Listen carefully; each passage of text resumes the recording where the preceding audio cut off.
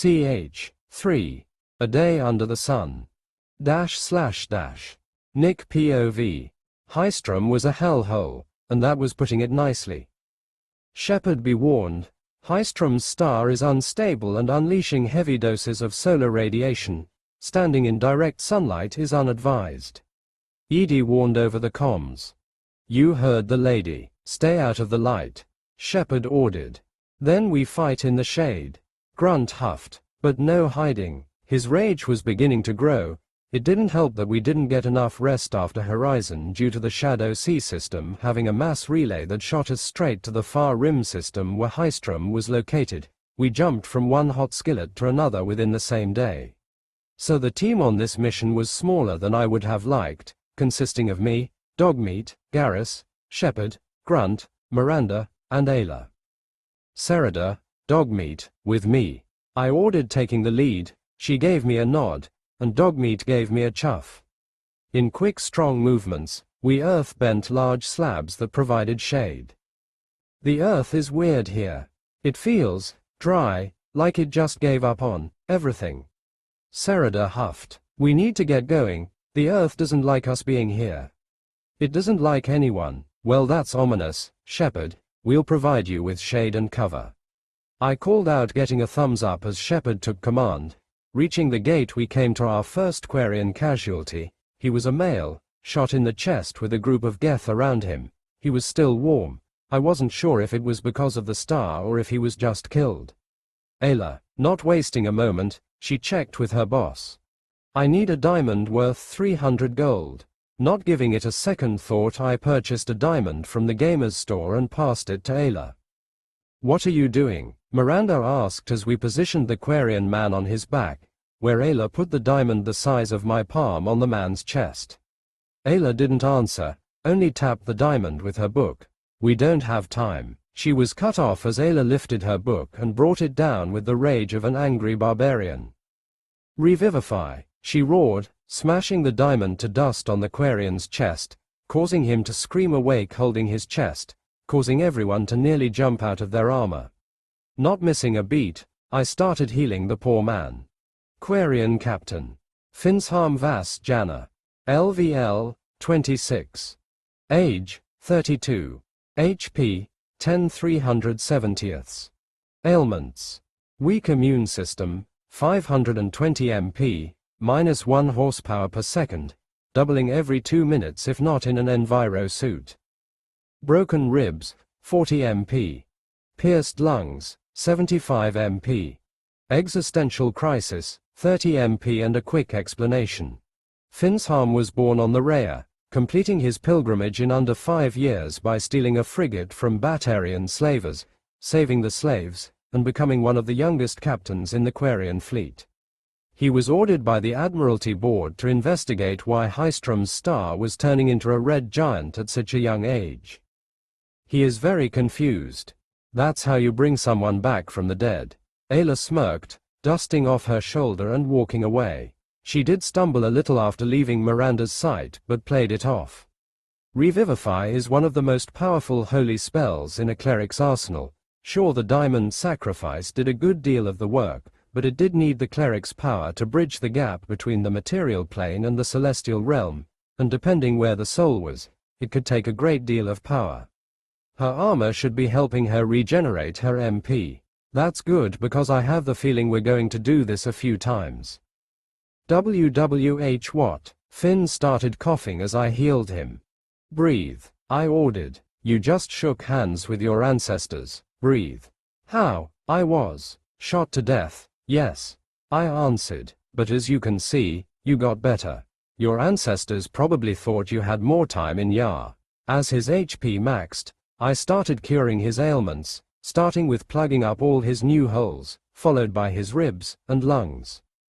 It's pointless, he muttered. My mask, it's broken, won't last the hour. My crew, Geth, Talizora, get to Talizora.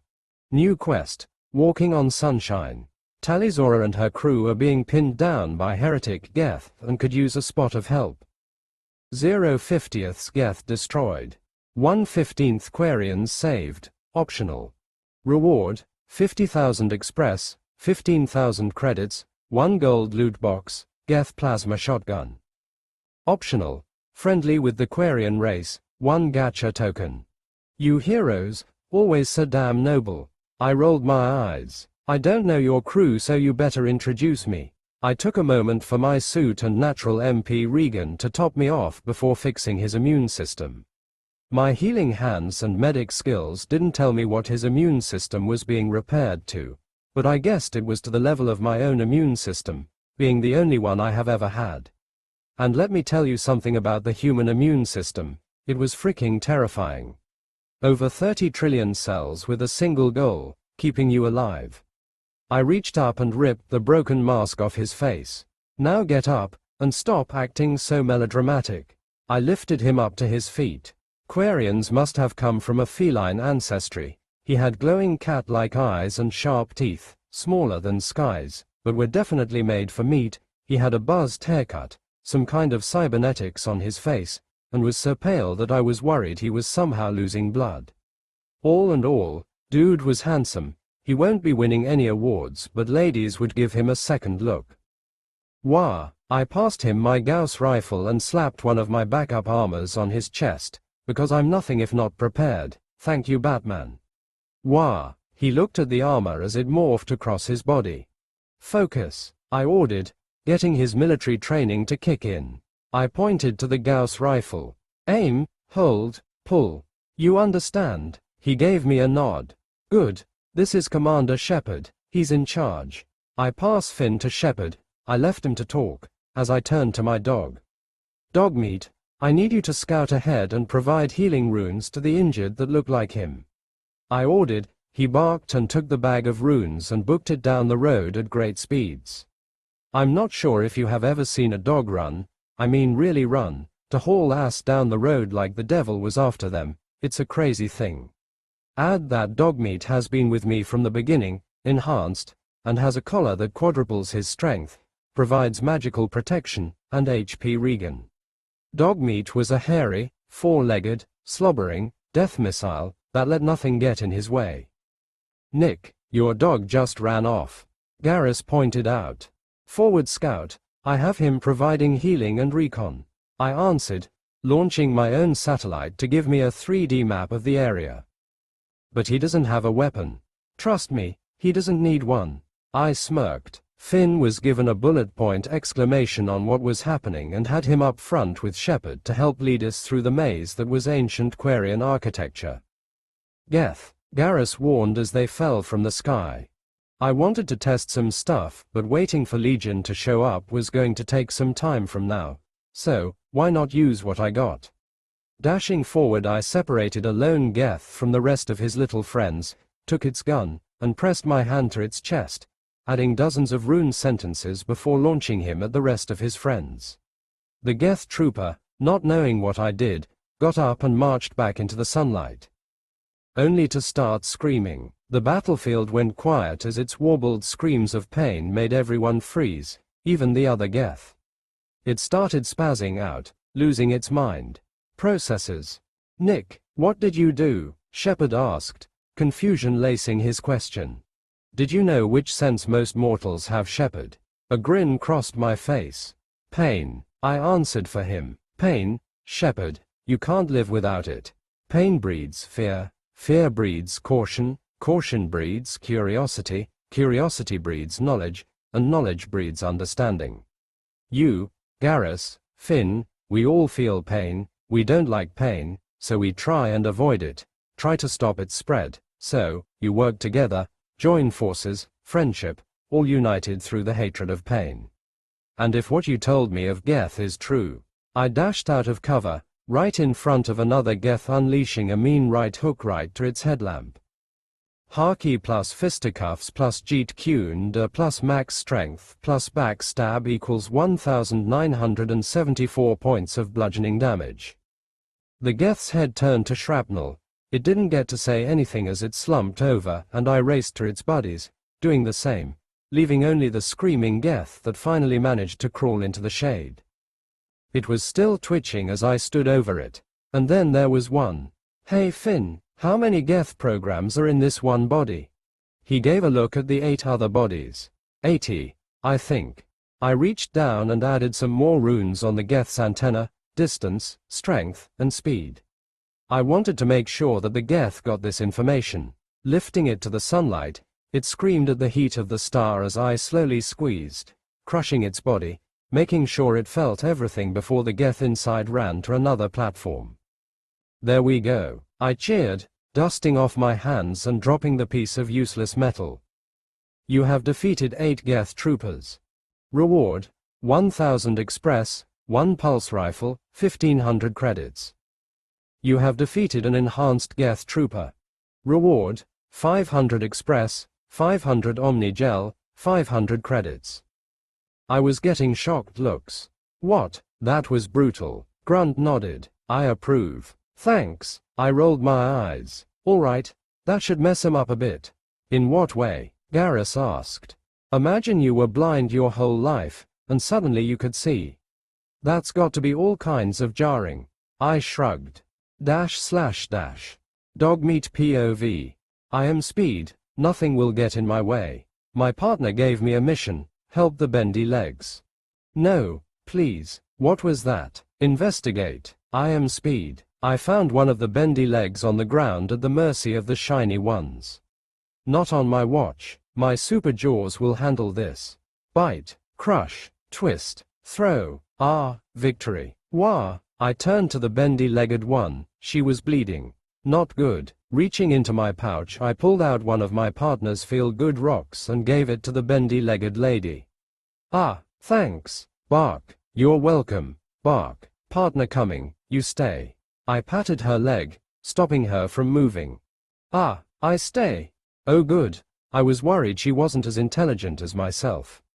Giving her one last nod, I rushed forward. For I was on a mission of speed. And I am Speed. Shepherd POV. I always wanted a dog, but I could never convince Ma. If I knew they could rip apart Geth and save the injured from fatal wounds, I might have had a better argument when I was a kid. Breathe, Nick ordered to the young woman, healing her wounds and remaking her immune system. Shepherd, Grunt, you better be paying attention, you're going to do this one day. That was the 9th Quarian so far. Me, Grunt huffed, but you're not doing any explosions. No, but you're under my tutelage, meaning you will learn to heal, if not for yourself then for others. Why would I care about that? Grunt asked. Are children your enemies? Nick asked, helping the young woman to her feet. What? No, they are small and not very strong. It would sully my Krogan pride. I will not have it. Grunt answered, shaking off the idea of such a thing.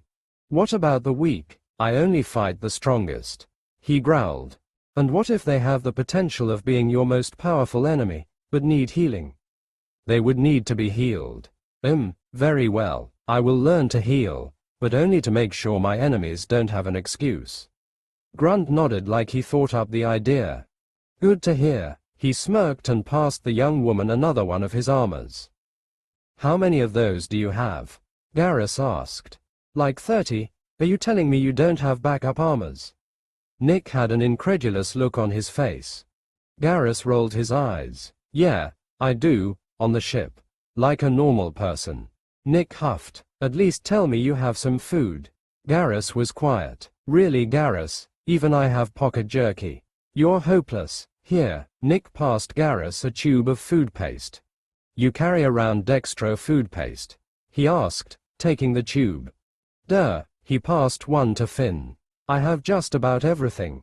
He summoned a turkey leg, still steaming as if just cooked. He gave it to Grunt who ate it whole. And anything I don't have I create. He proceeded to create a golem from the earth around us, freaking out the Quarians, and ordered it to run ahead and attack the Geth. Wait, if you can just make the golems, why don't you just make a few hundred to destroy the Geth? Miranda huffed. You know, that's a good question. Time, power, resources. Golems, while useful, have limitations. I could make them more complicated, stronger, and with greater autonomy, but that takes longer to make. I could make faster, smaller, golems with simple orders, but I would have to be there to watch over them. That's why any golems I make are either under someone's command or have enough autonomy and instructions to work around problems. Won't they just become sentient? I asked. Nick shrugged. Maybe, it might take a few hundred years, but they might be able to gain a sense of semi-sentience, if they have enough power and if their original orders need them to overcome a difficult problem. And you're okay with that? Finn asked. Sure. Life is filled with crazy unknowns. We just got to roll with the punches. I did try and curb any murderous intent, by making the need to gain any new information and knowledge to be done through peaceful means. But there's only so much I can do. I'm not going to crush new life by hovering over it with a club. And if they go crazy, another Quarian hissed. Then I'll take responsibility, you silly fool. I created the golem. I gave it magic. I gave it form. I gave it orders. It may have gained its own sentience, but it was I who gave them the chance. Nick answered. And if they rise against you? Miranda asked. Then you should thank, present, me, because if my golems raise up to fight, future, me, something has gone very wrong. All my golems are given the simple order, no matter how big or small, no matter how strong or weak, every golem is ordered to help the innocent and the young. If they are fighting me, then there is a good chance that I have gone mad with power. Uncaring for the people around me, destroying without thought, gloating over dust. Just for a moment, I imagined Nick as this ruthless individual, and I was pretty sure most of the citadel would have been destroyed, and I would have been very much dead. Again. Hey, Ayla patted Nick on the shoulder, while Serida gave him a light elbow to his hip. Nick took a deep breath. I like to think that will never happen, that I would always be in control, but I'm only human, and time could change anyone, but all that is moot. You shouldn't worry about the infinite possibilities of the multiverse. We need to save Ms. Zora from the space robots. Good Lord, did you just hear what I said? Space robots, what a wild universe this is. He laughed, walking towards the next section of the Quarian Stone City. Nick is a strange man. Dogmeat POV. How in dog god am I supposed to get past this door? Hey, no, get away from that. One of the bendy legs came over and shooed me away from the steel door. I just saved a room filled with them from the metal men. Some were hurt, but my partner's rocks are keeping him alive. Walking up to the bendy-legged leader, I pushed him until he fell over. Hey, get off. I sat on him. A little help here. Bark. No. Bark. Bad. Bark. I'm bigger and stronger. To prove my point, I patted the bendy one on his shiny face. Ow. Wait. You're going to break my mask. Stop. Sweet dog Jesus. This man wasn't very strong.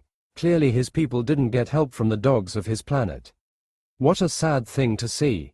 Bark. I'm in charge now. Lifting the man with my mouth, I walked him to the controls. Bark. Door. Commander Rhaegar. The bendy-legged one talked into his hand box. Naeem, good to hear your voice. I got word from Captain Finn.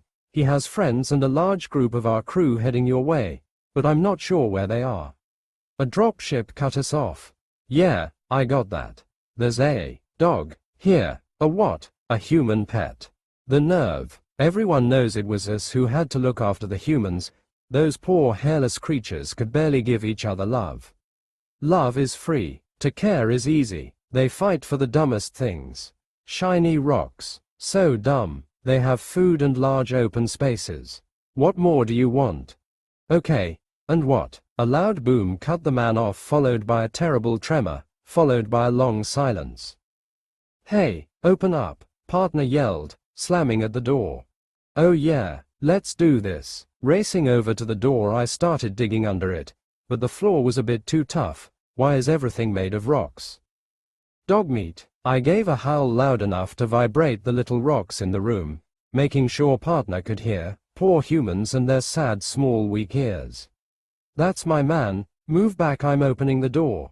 The door sprang open to show my smirking partner. He ran over and gave me scratches. You beat us here, of course. I have 4 legs. You really are the best boy. The best. Here. He gave me some meat snacks. I knew keeping him around was a good idea. Shepherd POV.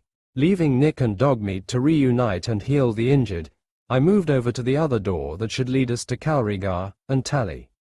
Walking through the room, I reached the hologram showing Tally talking in a loop. Pressing the call button, Tally's head popped into view.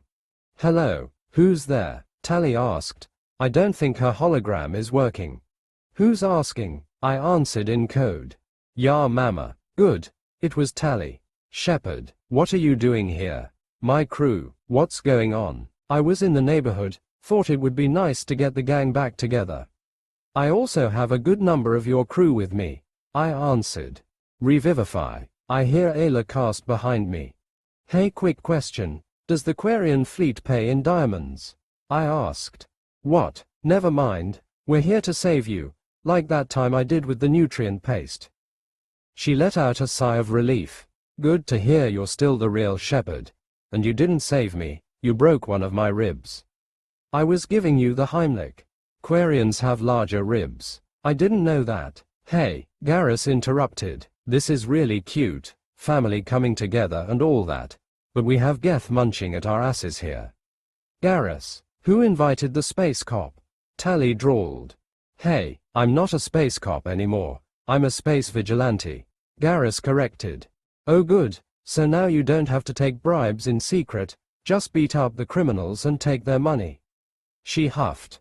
"And don't you forget it." "Yeah, it's all coming together." "Shepherd, we are clear." Nick came over, dusting off his hands. "Who's that?" Tally asked. "The most handsome man you've never seen," Nick answered. "Shepherd, why do I feel like I wanna punch that guy?" "Please don't, he's all kinds of crazy," I begged. "He's probably going to turn her into an apple." "You do tend to attract them. I mean, look at me, in the middle of Geth space looking at stars." She muttered, "Just save my crew and pick me up, if you have the time." She ordered sarcastically. "I can't open the door from here," I answered, tapping away at my Omni tool. The Geth did a number on the door controls. "Give me a second." She stepped away from the screen for a moment. "Okay, try it now." The door swung open. "We're in," I called out. "Be careful, Shepherd, and keep my crew alive." She logged out. "All right, Finn, I need you and any Marines in the room to keep this room clear. This is our exit. Dogmeat, give them back up." The dog barked. "Serada." I pointed to the exit door. The dwarf nodded and lifted a slab of earth to block the door from where we came from, making it difficult for any more Geth to come in. "Nick." "Yeah, how many diamonds do you have?" I whispered. "I would recommend for people to stop dying," he warned. "Right," I sighed, didn't think that was going to last forever. Grunt, Serada with me. Miranda, Ayla, center. Nick, Garrus, watch R6. I ordered. Securing the next room and finding another empty room with blast panels, we moved in, making sure the door behind us was closed shut. "Locked," Grunt called out at the end of the hall. "Button," Garrus pointed out. "This is why I became a Spectre, only I get to press the buttons." "All right, be ready." Geth was swarming this place. Pressing the button, the door opened. And so did the panels, allowing us to come face to face with a Geth Colossus, which launched a siege pulse right at my face. "Run." The heat of the explosion sizzled my back as we dove through the hallway. "Hee hee hey, this is why I follow you, Shepherd. Big things." Grunt cheered. "Happy to deliver," I muttered. Finding Cal wasn't hard. He and a handful of Quarian Marines were taking potshots at the Geth troopers, where Cal would shoot his rocket launcher at the Colossus every time it showed its head. "You Rigar." He looked over to me. "Squad leader Cal Rigar, Migrant Fleet Marines. We talked on the radio before the dropship arrived." "Hold still," Nick called out, healing Rigar's abdomen. "Dinner first would be nice." Rigar coughed. "I have nutrient paste," Nick joked. "So do I. What kind of idiot doesn't have rations?" "You forget one time," Garrus groaned, popping over cover and putting a bullet dead center into a Geth trooper's head. Suddenly a thick wall providing more cover and shade appeared courtesy of Serada. "Can I get an opening?" A perfect square was launched out of the wall, crushing a Geth on the other side. Thank you, he smirked, shooting another Geth that walked into his kill box. This is going to feel weird, Nick warned, as Cal lit up like a star. Whoa, what was that? Cal muttered. I'll tell you later, shit, he muttered, running past me, to another Quarian who was trying to apply Omni Gel to her shattered mask.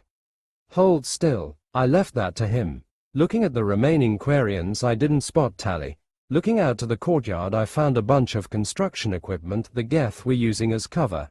To my left were large stone walls that looked pre-cut, but never removed. To my right was a ramp that circled around the courtyard that would make a decent sniper's roost if the sun wasn't hitting you in the face. Cal, where's Tally? I asked. Cal looked lost, moving his head around like he was reading something. Rhaegar, he snapped her attention. Where is Tally, Zora? Across the courtyard. My team and I were able to get her into the observatory before we had to fall back. A bullet whizzed by, chipping the wall. Is she safe? The observatory is heavily reinforced. It's going to take some time to hack it, and having someone firing rockets at you tends to make you a bit distracted. He patted his rocket launcher. Give me the bullet points. What are we looking at? Another tremor was felt as Serida launched a block of stone, the size of a twin-sized bed, across the field and into the Colossus's head, causing it to duck down behind its cover, giving us a moment without constant bombardment. Damn Colossus has a self-repair program. It will come up when you least expect it.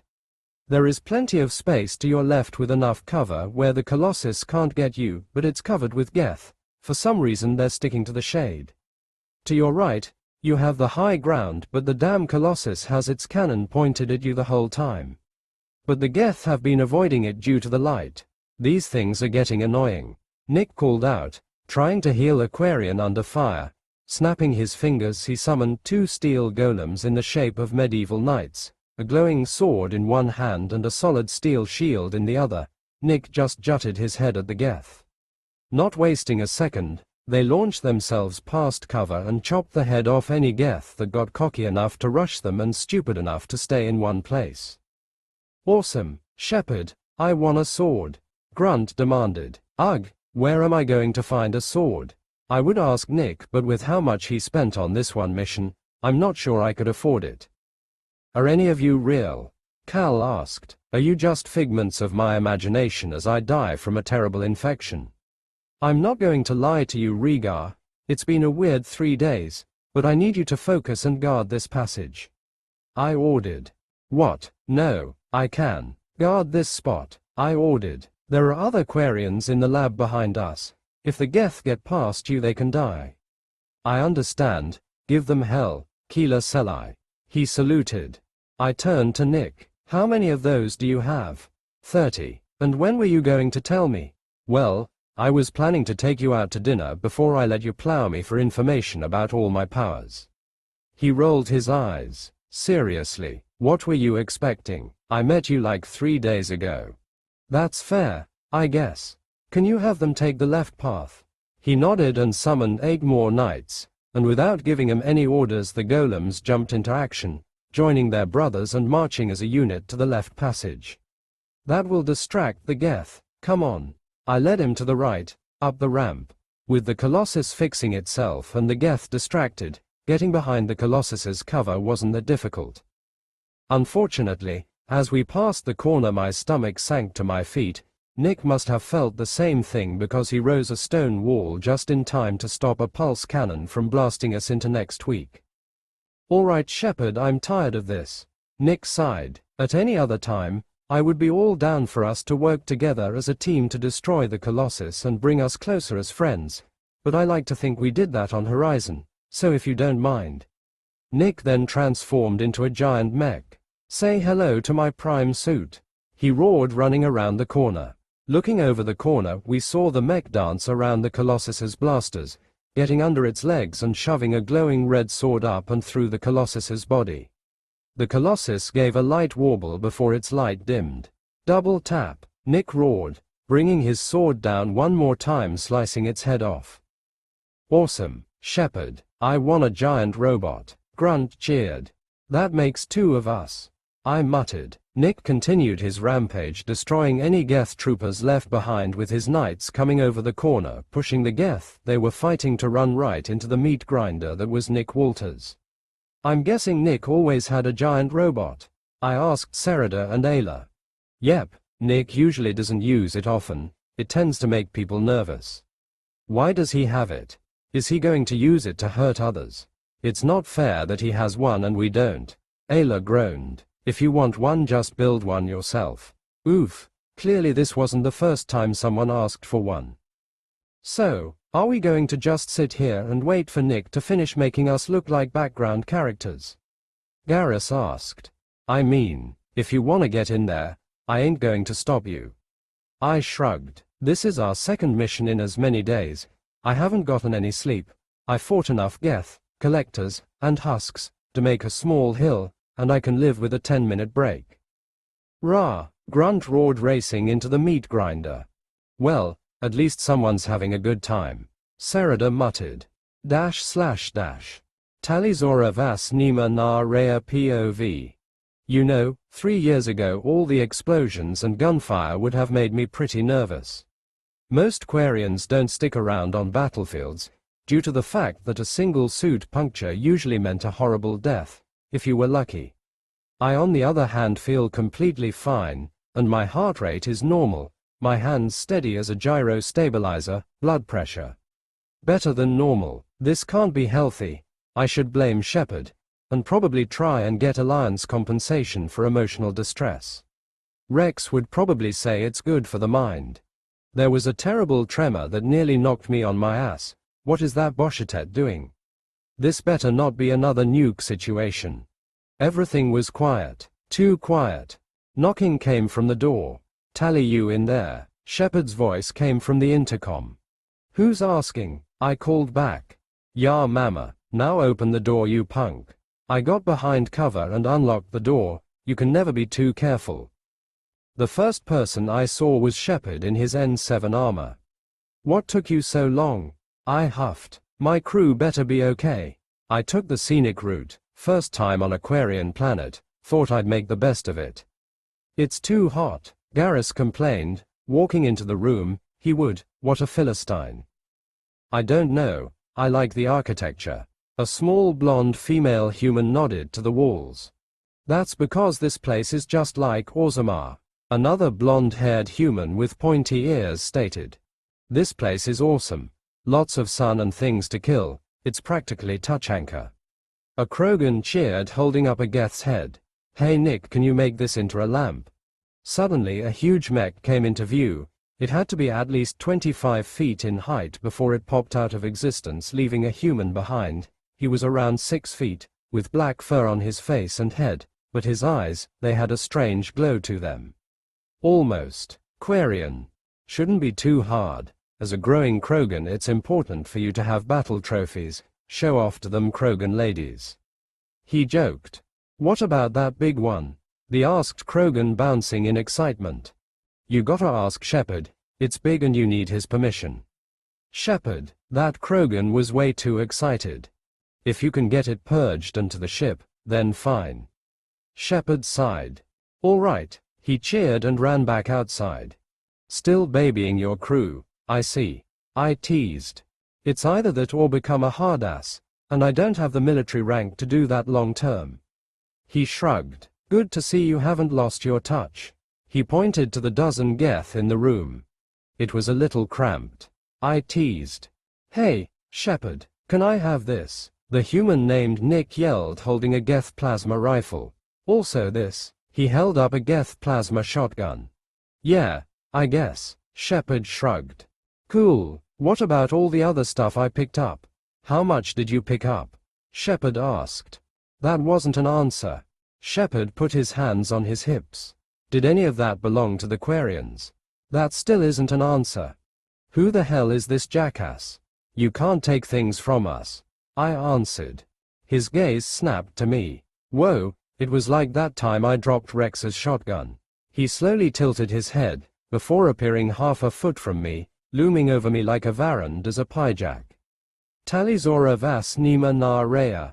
You have a lot of moxie for a damsel in distress. I looked straight into his eyes. Who's in distress? I asked, shoving my shotgun against his chest. He didn't even flinch. Instead, a large grin spread across his face. Julie's going to love you. He burst out laughing, before lifting his hands in surrender. I'll return the things I found. You better, I warned, tapping him in the chest. Name's Nick Walters, man of many talents, Cerberus hater, the most handsome man you have met. Nick offered his hand in a shake. Talizora, the best engineer you'll ever meet. I shook his hand. Why did everything taste blue? Why am I glowing? Just as everything happened, it ended. My screen was going crazy though. It was nothing dangerous, just weird. Julie's definitely going to eat you alive. Nick chuckled, letting go of my hand. I'm going to go check on Grunt and make sure he doesn't get too handsy with some of the Quarians. He waved goodbye, followed by the two blonde women. He walked with way too much confidence. Tally, sorry for dropping in without calling, but I'm still hoping you will join my crew to fight the collectors. He asked. I wish I left with you on Freedom's Progress, but I couldn't let anyone else take my place on something this risky. What was so important that put so many lives at risk? He asked. In all honesty, I don't really know. The Admiralty Board believed the information here was worth all the danger. I have to believe that they knew what's best. Even if it's a little questionable. He frowned down at me. I didn't ask what some admiral thought. I asked what you thought. I don't know, but it has to be. What other reason would we be sent out here? I took a deep breath. How many? We found 3. We couldn't save them. We believe they went quickly. I'm sorry. We knew the risks, but... Damn it. I took another deep breath. And the rest of the crew? A little banged up but still kicking. Mom. A familiar gruff voice came from the doorway. Rhaegar. I raced over, but he waved me away before I even got to him. I'm fine, Mom. Better than fine even. He pounded his chest. Typical Marine bravado. Commander, the Krogan's using Callie as a metal detect. I didn't hear what Sheha was reporting as I saw her without her mask. Before I know what was happening, I was slapping my mask on Sheha's faceplate. Tally, I took a deep breath. So, this is what real Earth smells like. I wish flowers were the last things I smelled. Ah, are you okay? Shepard asked. Any second now I'm going to break into hives and die. Tally, Garrus called out. I hope you understand, but I'm recording this. Really, Garrus? You're going to record my final moments as a puss-filled sack. Gross. We got the all clear on the Colossus head. What's with her? Nick came back into the room. Keeler, it sure is taking longer to die than I thought. You know, Quarians are really pale. You guys should get more sunlight. Not this sunlight, of course. You'd be roasted alive. Nick got close enough for me to smell his breath. Why do female Quarians have hair, but males don't, and are these cybernetics? He asked, looking at my bio-enhancers. What's that smell? I asked. Oh, mint, brush twice a day. He informed. Why have cybernetics so close to your eyes? Seems dangerous. They help distribute nutrients better. I muttered. What the hell's going on here? Is that safe? It's necessary. I turned to everyone else. What is happening here? Why am I not dead? Or on the floor going into cardiac arrest? Oh, you haven't told her? Nick asked, backing away. We thought this would be funnier. Garrus answered, still recording me. I'm going to break his arm. Understandable. Nick nodded. To answer your question, I used my magic powers to fix your immune system. Shepard, this man is crazy, I muttered to the group. I know, Shepard answered, but being crazy doesn't make him wrong. We'll discuss it later. Shepard, this man thinks magic is real. Tally, wait, Shepard warned. Magic doesn't exist, I finished. You dare question my magic? Nick roared, making a pose that made my inner child cheer, but my adult self cringe so hard that I felt like was going to turn into a black hole just to not be seen near him. We all just stood there for a moment. So, are you going to do anything? The Cerberus woman asked. Nick looked at her like she was crazy. What, Miranda? We are in the middle of a mission, in the middle of hostile territory. It would be super inappropriate right now. I'll shatter her sense of reality when we're not in the middle of a war zone. Sounds like an excuse, Miranda countered. Nick narrowed his eyes at her. You punk. He then stuck his hand into a black hole. Keeler, catch. He tossed me a bag made of leather. Looking at the fancy bag, I noticed glowing scribbles and symbols. Glancing back at him, I noticed he wasn't even looking at me. Instead, he was staring down Miranda. I didn't really know what to do here. Check the bag, Nick ordered. The bag wasn't very big, maybe the size of my third pocket. Looking inside, it was pitch black, bottomless. I started with a finger, then my knuckle, hand, wrist, arm. What is this thing? I screamed, removing my hand from the bag, and started moving her fingers, making sure I wasn't going crazy. It's a runic bag of holding, master-crafted, with expert-level runes. It can store over 3 tons of weight and can fit anything less than 100 cubic feet as long as it isn't alive. He answered. I just looked back at the bag, then at Shepard, who just shrugged, then to Garrus, who was still recording, that Boshetet, who also shrugged, over to Rhaegar, and like every man in the room also shrugged. Okay, I muttered. I tried to give it back. No, that's yours now, because screw you, Miranda, you know what? Cal, you should thank Miranda too. Sheha, you should as well, because thanks to her you can keep the weapons and armor. Allow me to also send you a detailed email on how dangerous runes are and how to create basic runes. All together now. Thank you, Miranda. He gave a mock bow, before walking out of the room. So, I drawled, that doesn't explain why I'm not dying. / This room was wrong. I gave the meeting room I was in a closer look.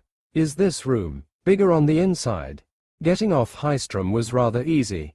Hystrom's star made communication off the planet practically impossible, and with Joker shoving 2 Javelin disruptor torpedoes into the Geth dropship, it was going to take some time before any more Geth showed up, but we weren't going to test that. With my mission complete, I gave Cal the data and sent a request for transfer of command. Well, I say request, but I wasn't asking. I just left with Shepard after giving my crew a proper goodbye. Magic, Shepard answered with a yawn. I'm beginning to believe that's going to be an answer for some time. You want to take a nap? You look exhausted, I pointed out. After I give you the tour, the Normandies. Well, I'll show you, he muttered. Before you go, the dark-skinned human stopped us. Shepard told me that you were going to be the chief engineer, so you will be given the engine schematics. My name is Jacob Taylor and I'm the ship's armory chief. If you need any weapons, I'll be found across the tech lab on the port side of the second deck. He gave a nod and walked out of the meeting room, leaving me and Shepard alone in the meeting room. Shepard, please tell me you don't trust Cerberus. He didn't say anything, just looked around the room and tapped his lips in a shushing motion. I'm taking that as a no. Let me show you the ship. He gave me a quick tour of the armory and the tech labs. Morden was very excitable. The galaxy map, with the decks tour ending at the cockpit where I got to meet up with Joker, that. Boshetet. Tally, he cheered, as his little chair swung around. Who the hell are you? Ugh, I forgot to pick up an extra mask. So Quarians are space cat people. A lot of nerds are going to be very happy. He joked, or at least I hope he was joking. Joker, good to see you. Hate that you're working with Cerberus, but still happy you're okay. If we're planning on punching the collectors in the face, I wouldn't have anyone else at the helm. Are you saying that because you think I'm the greatest pilot in the galaxy, or because if we crash, I die first? So good to see you. We both broke out into laughter. Shepard just shook his head. And this is his co-pilot Edie. She is also his wife. He stage whispered. She's not my wife, Joker protested. The woman had dark skin, bushy dark brown hair, her eyes must have been implants due to their light blue glow, and wasn't wearing any Cerberus clothes. Hello Talizora, my name is Edie, which stands for Enhanced Defense Intelligence. I oversee the cyber defenses on the Normandy as well as being Lieutenant Moreau's co-pilot. Her voice was Strange, almost. I snapped my eyes over to Shepard, who was looking up at the ceiling. Looking over to Joker, he was looking at his toes. Ed. Yes, Ms. Zora, are you an AI? Yes, I was created for this mission. Shepard. Yes, Tally. When were you going to tell me about this? Ed. Is the Janna within communication range? No, Commander. Now, I was going to tell you right now. He tried his classic Shepard charm. I tried to pinch his cheeks off his face.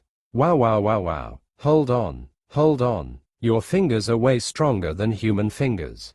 My face, I just got it fixed. He cried. Letting him fall to the floor, I turned to Joker. I'm a poor crippled man. You can't hurt me. I'm pretty sure there are laws about that. He cried. Jeff, your Vrolik syndrome has been cured. I don't think those laws apply to you anymore. The machine robot woman answered. I guess this would be the best moment to betray me. Joker muttered, but I'm not going down without a fight. He then performed the sloppiest tactical roll I have ever seen and started running like a three-legged varan. Where are you going? You're on a ship. You can't run. I'll find you, I roared. Only a fool tries to outrun Aquarian. We evolved from land-based creatures that hunted on the ground and used trees to keep our kills from other land-based creatures. Joker learned this as I caught him and sat on his back. Gods, why are you so heavy? Make her. If you get her off, I'll pray to you. Ms. Zora. The machine's voice came overhead as she stood over me. I would appreciate it if you got off my pilot. Her voice was monotoned, but the threat was there. The man you're sitting on belongs to me, get off. Or else. I didn't say anything, just got to my feet and tried to stare her down, and I would have won if Shepard didn't pull me away. Nothing to see here, people. Just simple space madness. Get back to work. He ordered as we entered the elevator. Shepard, why is there an AI on the ship? I hissed. Okay, let's all just calm down a second. Yes, Edie is the Normandy's AI. Yes, she has a body. No, she's not shackled. I think I'm having a heart attack. No, you are not hearing things. Tally. He let out a long sigh. He practically aged 30 years. A lot of things have happened since I've seen you last. A lot of it in the last 3 days. The elevator opened to the crew quarters. Let's get a drink. The Normandy has a nice bar. Walking through the ship's hallway, I caught a glimpse of the kitchen. The ship was definitely bigger on the inside. Walking into the most beautiful and most expensive bar I have ever seen, I was fully expecting to see a bouncer ready to toss me out. Robo boy, get me a Nug Rider, neat. Of course, Master Shepard. A robot in a suit called out, placing a glass cup on the bar table and filling it with alcohol, without missing a beat. You want something? He asked, pointing to the seat next to him. Taking the seat that was made for me. Wow, who made this chair? It's amazing. Ah, what can I get? 2 dextro heat sinks. Garrus answered for me, coming up behind me and sandwiching me between both of them. And some dextro cookies. Right away, Master Vakarian. The robot answered, putting some cookies on the table, before working on the drinks. Heard you came down with space madness. Garrus joked. This isn't funny, Garrus. There's a rogue AI on the ship. I hissed. Yep, he sighed. And there are people from another dimension. A Krogan learning magic, a crazy convict in engineering, collectors kidnapping thousands of humans, the council doing jack all about it, and now I'm looking at a snippy Quarian in a bar, drinking alcohol without her mask. Is an AI who's in love with a human pilot that has been magically cured from his incurable disease any crazier than it already is? He asked, munching on some cookies. What the hell have I missed? I turned to Shepard. It's only been a month. / Julie POV. So, what are we doing today? I asked my bath buddies. Nothing, Ayla sighed, sinking into the bath. He. Her fun bags left 2 little peaks over the water. Nice. Yes, yesterday was rather intense. Serada groaned. Oh, she was cleaning herself at a rather nice angle, and she played hard to get. I heard Sky City got a new restaurant. Neria teased the idea, floating past. She is perky in the morning, and those abs. I wanna fly. Sky pouted. Space is nice but I can't fly. I want to feel the wind through my wings. Ah, my horn goddess. We do have to check in on Morrigan. Jackie sighed next to me. She does have a point. We did kinda leave in a rush, leaving her in charge. Well, we left Aiden in charge. But he's such a pushover, Morrigan's going to take command. When are we reaching touch anchor? Natty asked. Her butt was very warm on my left lap. Sometime tomorrow. Dagna answered. Her butt was on my right lap. Dwarf buns are so firm and large. Why don't we take Kasumi with us? Nat asked. Gasp. Natty, you're finally joining my super harem plan. I giggled, bringing her close and touching. Everything. Just imagine it. Beautiful lonely women that need our tender love and care. She was shivering so nicely. She reached up and pinched my cheek. Don't even think about it. Kasumi needs a friend. I don't know what happened to her, but she's definitely suffering over something. I think a break from all this might help her. That's the first step. I teased, kissing down her neck. Love built on friendship is stronger and lasts forever. Indeed, Ava huffed, agreeing with me. She was sitting back like a mob boss, showing me everything. But Nat is correct.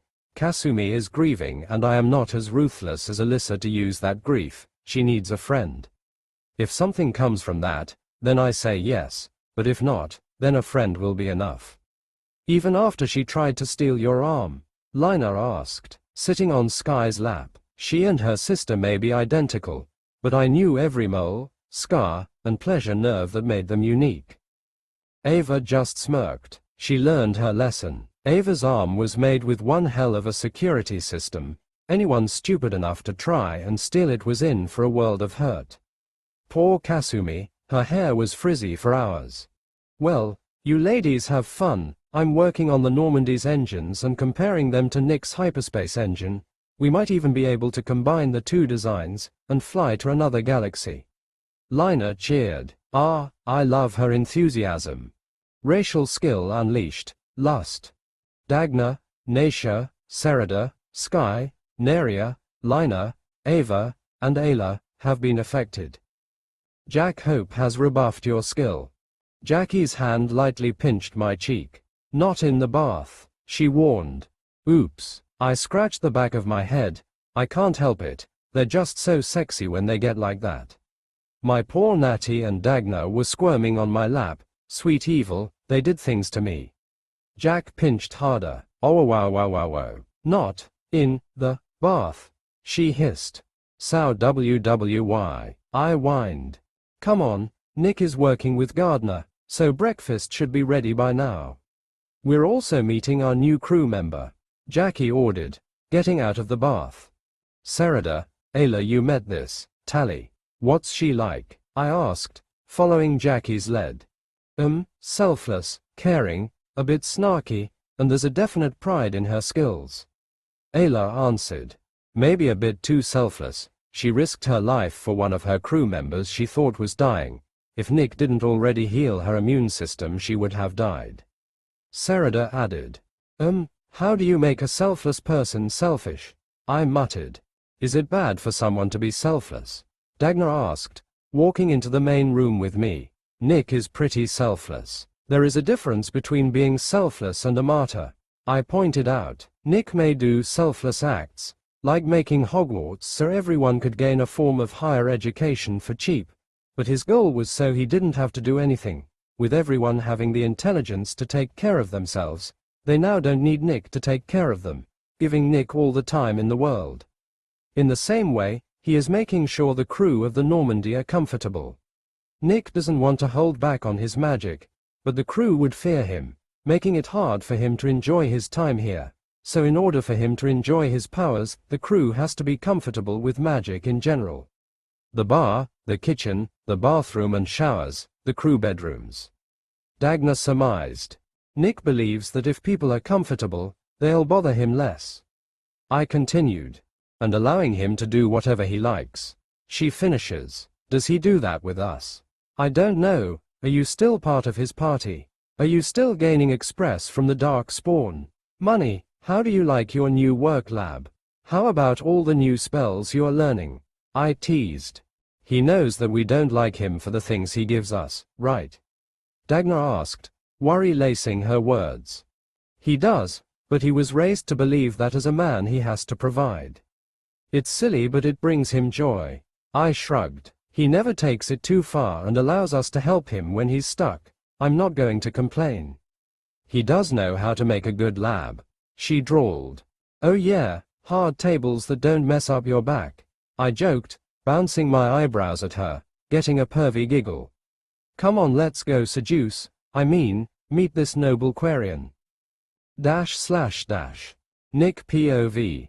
1, 2, 3, 4, and step. Come on, grunt, pick up those feet, I ordered, doing some razzmatazz with the rest of the crew to keep us limber, going up and down on a stepping stool. Come on, Jenny, lift those knees. This is dumb, she complained, but also did lift her knees. This is embarrassing. You don't wear shirts, I drawled, and squat, hold and work those quads, and cover up my kick-ass tattoos. I went through too much pain to hide him away. Jenny grunted. Turn, I ordered. So you're just going to give everyone a show? What will Shepard think? I teased. Maker, why is this so hard? Do I even have quads? Joker complained. No, Grunt joked, laughing at his own dig.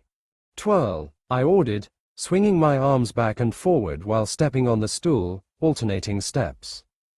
What do I care what Shepard cares about? She huffed, twirling with me. Oh, so, you don't look at his ass every time he passes by. I teased. And hula hands. Nick, why are we doing this? Shepard huffed, doing a decent impression of a hula girl. Working out as a team breeds trust and camaraderie. I answered. Now wag them tails, I ordered, bending slightly and wagging my buns. This is all kinds of embarrassing. Jacob huffed. Keep wagging back there, I called out to Miranda. Enough. She huffed and stood up straight. What is this even for? Other than allowing you to goggle Shepard's glutes? I teased. Shut up, Grunt. Give me a firebolt, high and tight. I ordered, ignoring Miranda. With a huff and groan he launched a firebolt the size of my head. Whoa, he looked at his fist, then to me, then to his fist, then back to me. I've never gotten it that big. He started hopping around. He's been having trouble with his rage clouding his concentration, so I had to work out his aggression. He unleashed another firebolt. I'm the best. Keep a handle on your mana, Grunt, unless you want another mana crash. Dagna teased. That got him to freeze. His last mana crash wasn't something he was going to forget anytime soon.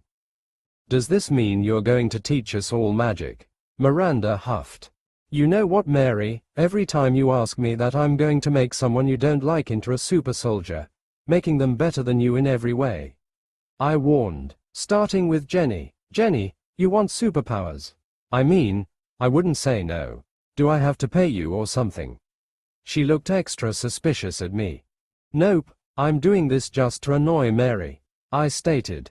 Then I'm in. She cheered. Kasumi, you want superpowers? I tempted. A super wizard ninja, I like the sound of that. She joked. Joker, I know ya wanna impress your wife. Not my wife. He blushed. Garrus, do you or do you not want to walk around with a giant fuck-off gun as a backup weapon? I continued, ignoring Jeff. Rex would second guess on picking on me when we get to touch anchor. Tally, Super Quarian, I asked, bouncing my eyebrows. On one hand, I gain otherworldly power, on the other, it pisses off Cerberus. This sounds like a win-win. She nodded. Morden, Secrets of the Universe. That does sound inviting. The Solarian muttered. Zaid, I heard you wanted to rip the face off a living man. You know what would help with that?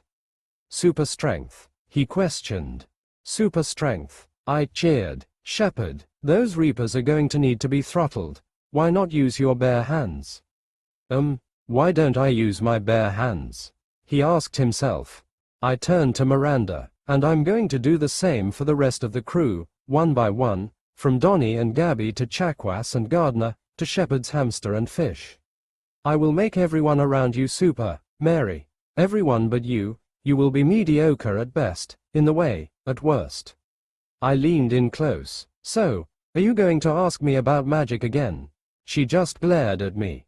Okay, Jack pushed us apart. By the primordial evils, you argued less with Morrigan. She shooed me away. Morrigan was a punk kid, like Jenny. Who are you calling a kid? Who grew up in the wild with an evil witch who wanted to steal her body. Mary is a grown woman of 35. She had to have met at least one other sentient person. I huffed. Miranda was really getting on my last nerve. Buy a book on how to have a normal conversation. I screamed as Jack pushed me away.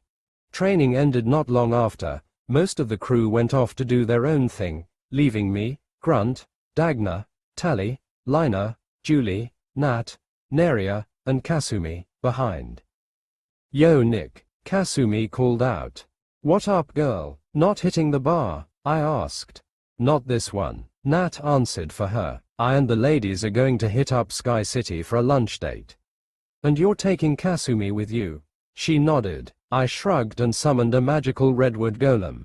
Here you go. I passed Kasumi the golem, connecting their magic cores. I don't know how someone without magic would be affected in Ferelden, and I didn't want to find out. The 1-foot golem morphed into a ninja. So cool. Hey, can I do magic now? She asked. I gave her a shrug. Technically, the golem acts as your mana core until you grow your own to an adequate level. It then turns into a focus. Eventually you won't need it, but you could use it as a trump card. Trust me, no one sees a fireball coming from something so small.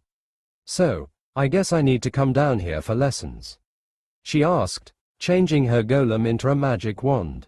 I gave another shrug. If you want, Neria and I are more jack of all trades. We know a little bit of everything, so me or Neria could probably teach you the basics before you specialize. Julie and Lina are rune experts, Astral, Jack, and Sky's nothing but power.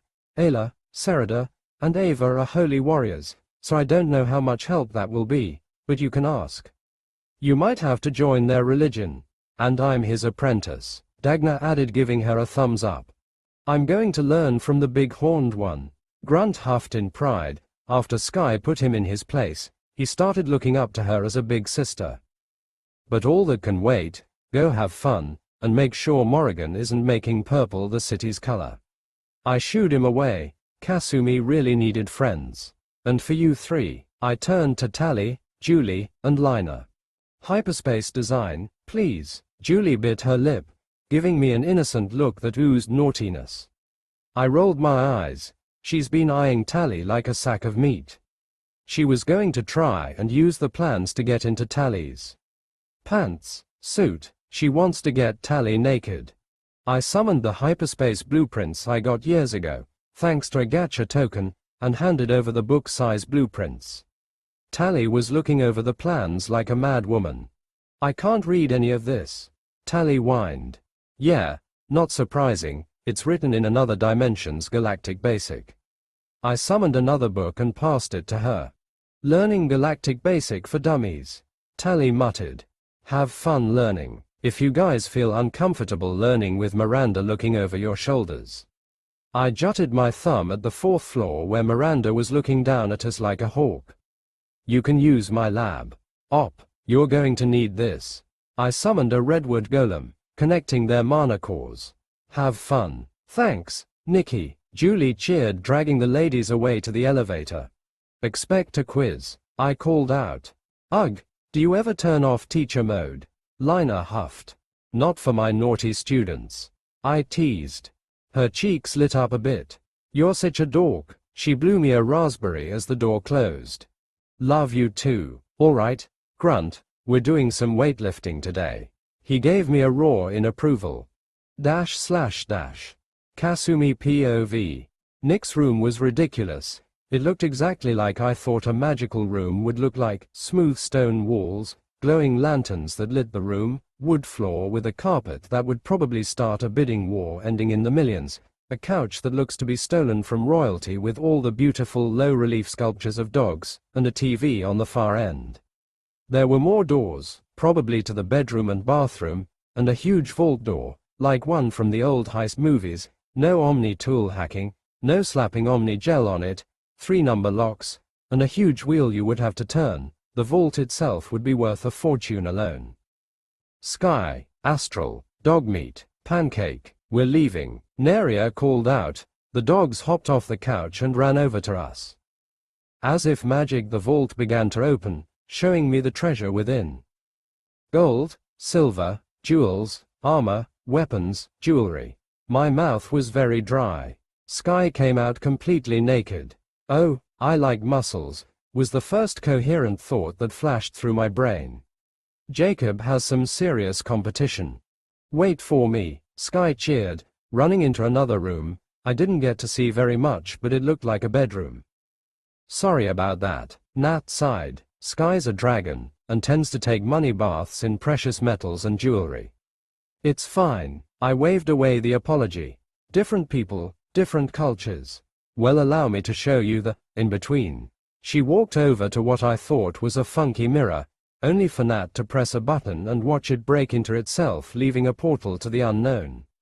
I wonder if this was what Grissom felt like when he was the first human to go through the mass relay on Pluto. Dog meat and pancake, Nat's dog, were the first to run through the portal.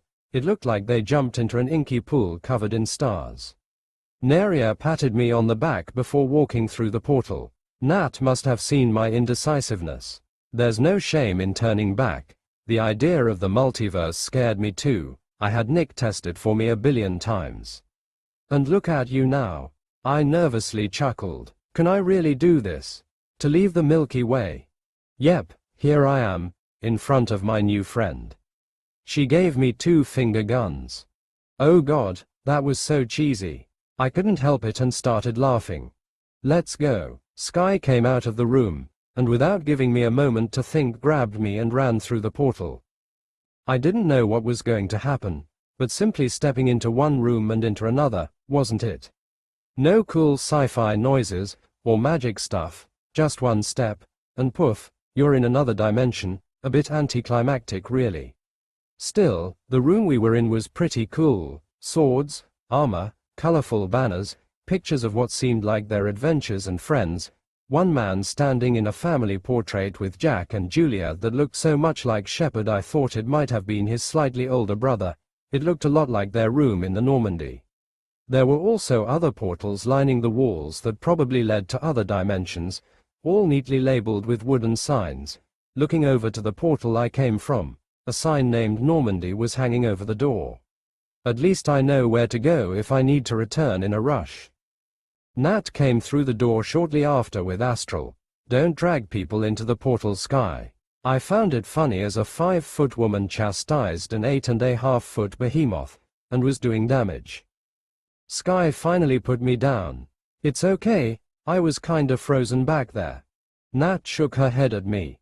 You shouldn't do that. Sky is a dragon. She is a creature of power. If she gets confirmation that she can do what she wants, she will. She points to Sky, who was looking at me like KG did after that heist on the Citadel. Hee, I'm in danger. Come on, I wanna spread my wings. I would be forever grateful and annoyed at Astral as she shoved me away from Sky and into another portal. Unlike before, this was a large room with hundreds of giant robots standing in perfect attention. Neria came over with a small golem, which began scanning me. My little golem jumped from my shoulder and saluted. The taller golem gave him a scan, nodded, and moved away. I guess you're more than just my magic wand. I lifted him up to my face where he bowed and morphed onto my wrist. Let's go already, Astral huffed, running off ahead. For a 70-year-old woman she sure acts like a kid. I blame Nick, he babies her too much. Girl needs some spanking, Nat huffed, walking out of the portal with Sky. Oh, I'm sure someone's spanking to her, I joked, causing women to bust out laughing. Ah, classic. Come on, let me show you my home before we hit the city. Nat led me out of the room.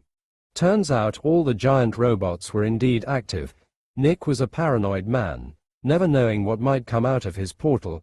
The robots were at the ready to crush anything without one of his golems without mercy. The room we were in was deep underground, with a single elevator that led to a real-life castle on top of a mountain where I met Nick's other sister. She was mighty, to say the least, but still kind, like a mom, like a bear, majestic at a distance, terrifying up close. Nat and Neria showed me Nick's library, which gave the Citadel's archives a run for their money. I'm pretty sure he chopped down an entire forest to get that many books. I did love the smell though. It was when the girls took me out to the ramparts that I finally saw Sky City in all its glory. It was beautiful, built on the side of a mountain, with farmland that seemed to stretch out across the mountain's ridges. Down below was a valley and lake, with a few homes and more farmland, and across the city and the valley was another mountain with what I could only call another castle, but was the size of a small city, which turned out to be Hogwarts, Ferelden's foremost school of education for everything. It even had farmland for their farming classes. Nick really spared no expense. According to Nat and Neria, Nick got it in his head that if people got paid fairly for their work and had stuff to keep them occupied, they would bother him less. Not the worst plan in the galaxy. The city was nicer up close, the roads were smoothly cobbled, with hundreds of men and women of different races walking from one place to another, with occasional children or adults in a uniform running off to catch a flying bus that made round trips to the school.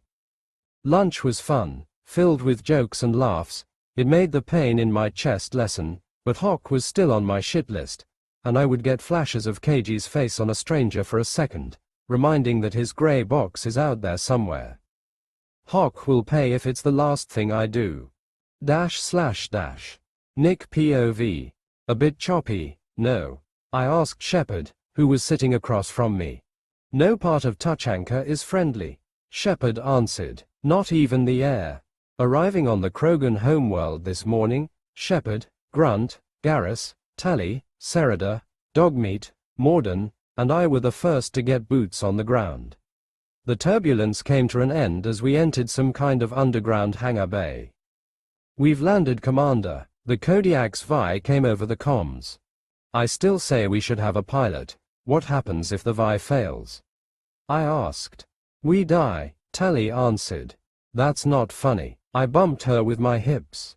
Who's joking? She smirked at me. She seems to be getting used to not having a helmet. I wonder how the other Quarians are doing at the migrant fleet. I hope Zen isn't experimenting on them.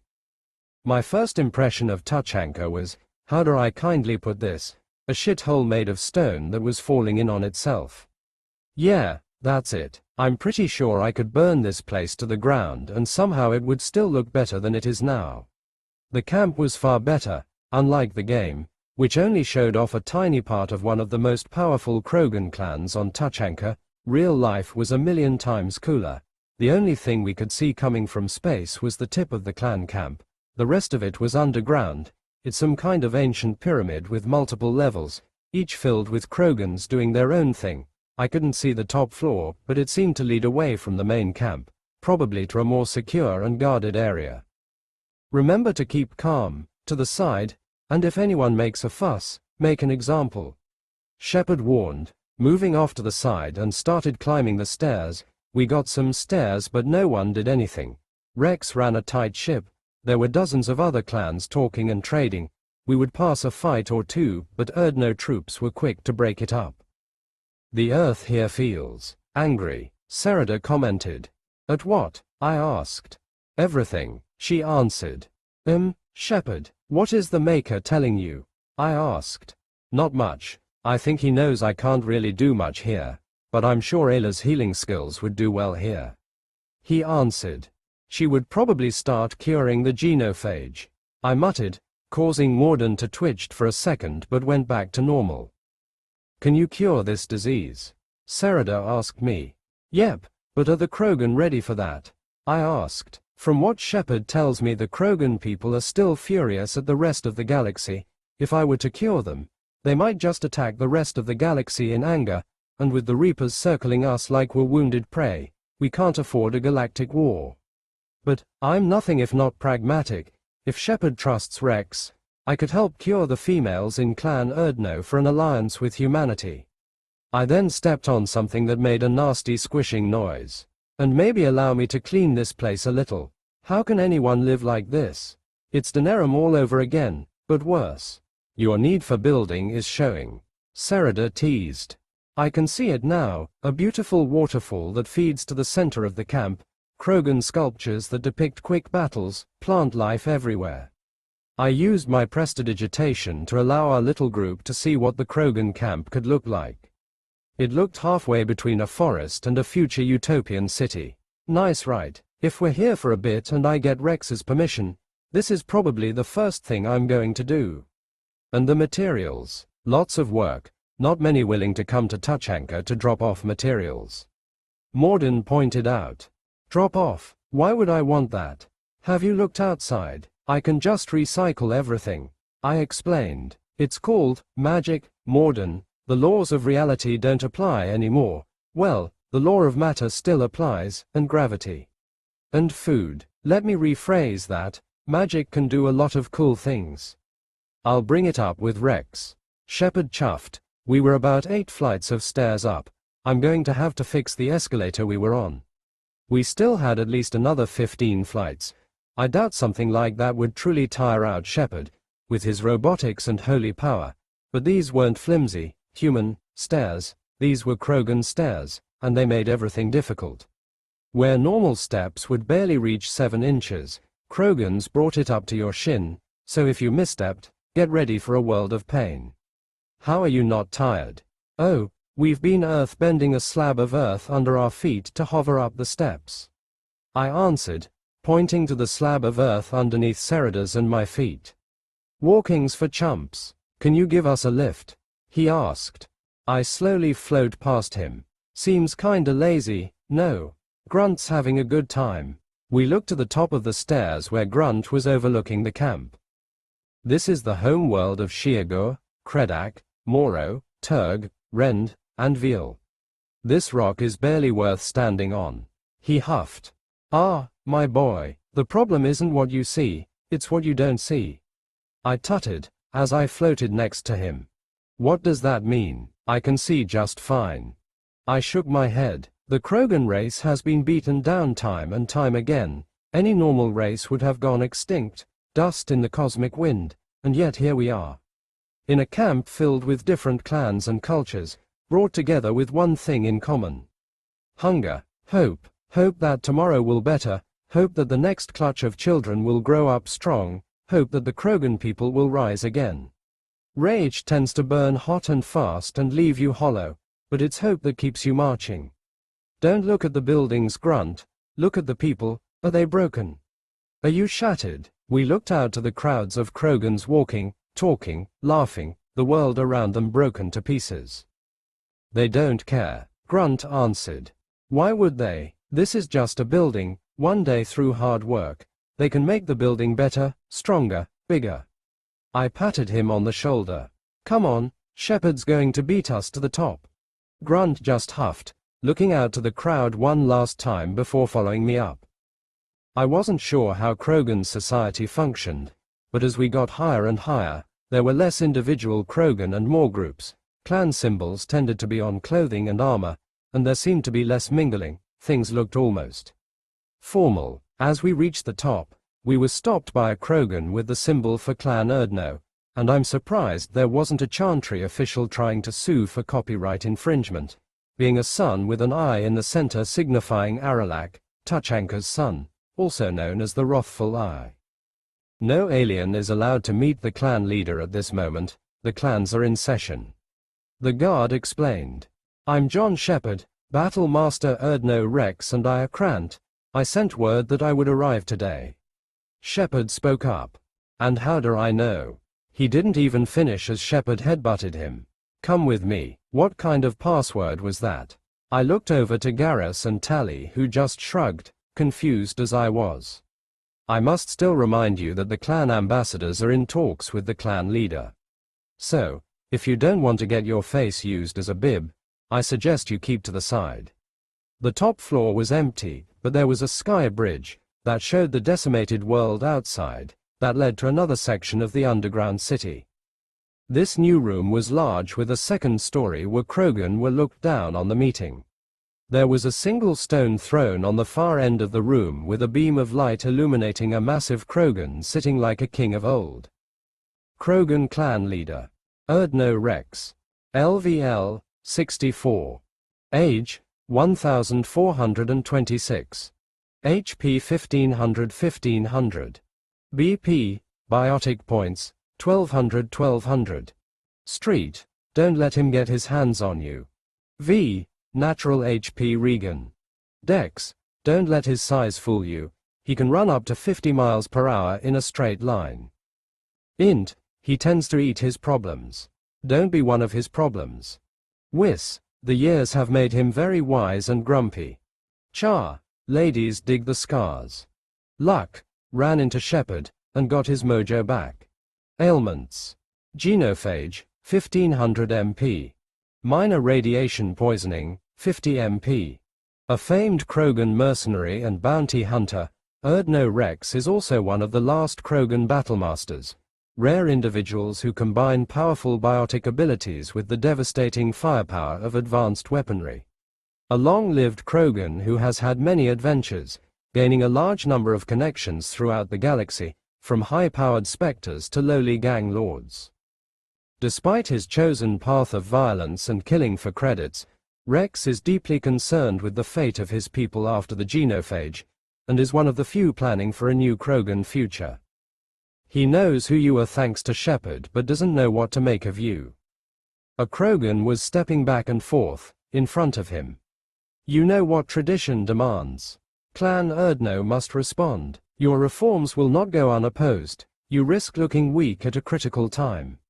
Shepard, Rex called out, just straight up ignoring the Krogan who was talking. I leaned over to the Krogan guard who led us here. On a scale of 1 to 10, how bad is it to be called on in the middle of a clan meeting? I whispered. Good luck. He huffed and walked away. Yeah, we're not making friends today. Say what you want about Shepard, but that man had the confidence of a badger. He just strolled over like he owned the place. He even shoved a few Krogan out of the way. We just followed his makeshift path. Rex. Shepard. They shook hands like long-lost brothers.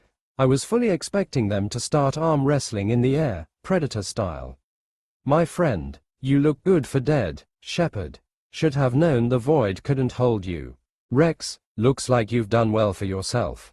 Shepard nodded, looking around the room. Not for me, Shepard, but for all Krogan. Clan Erdno is just the beginning. When I'm done, we will be one people again.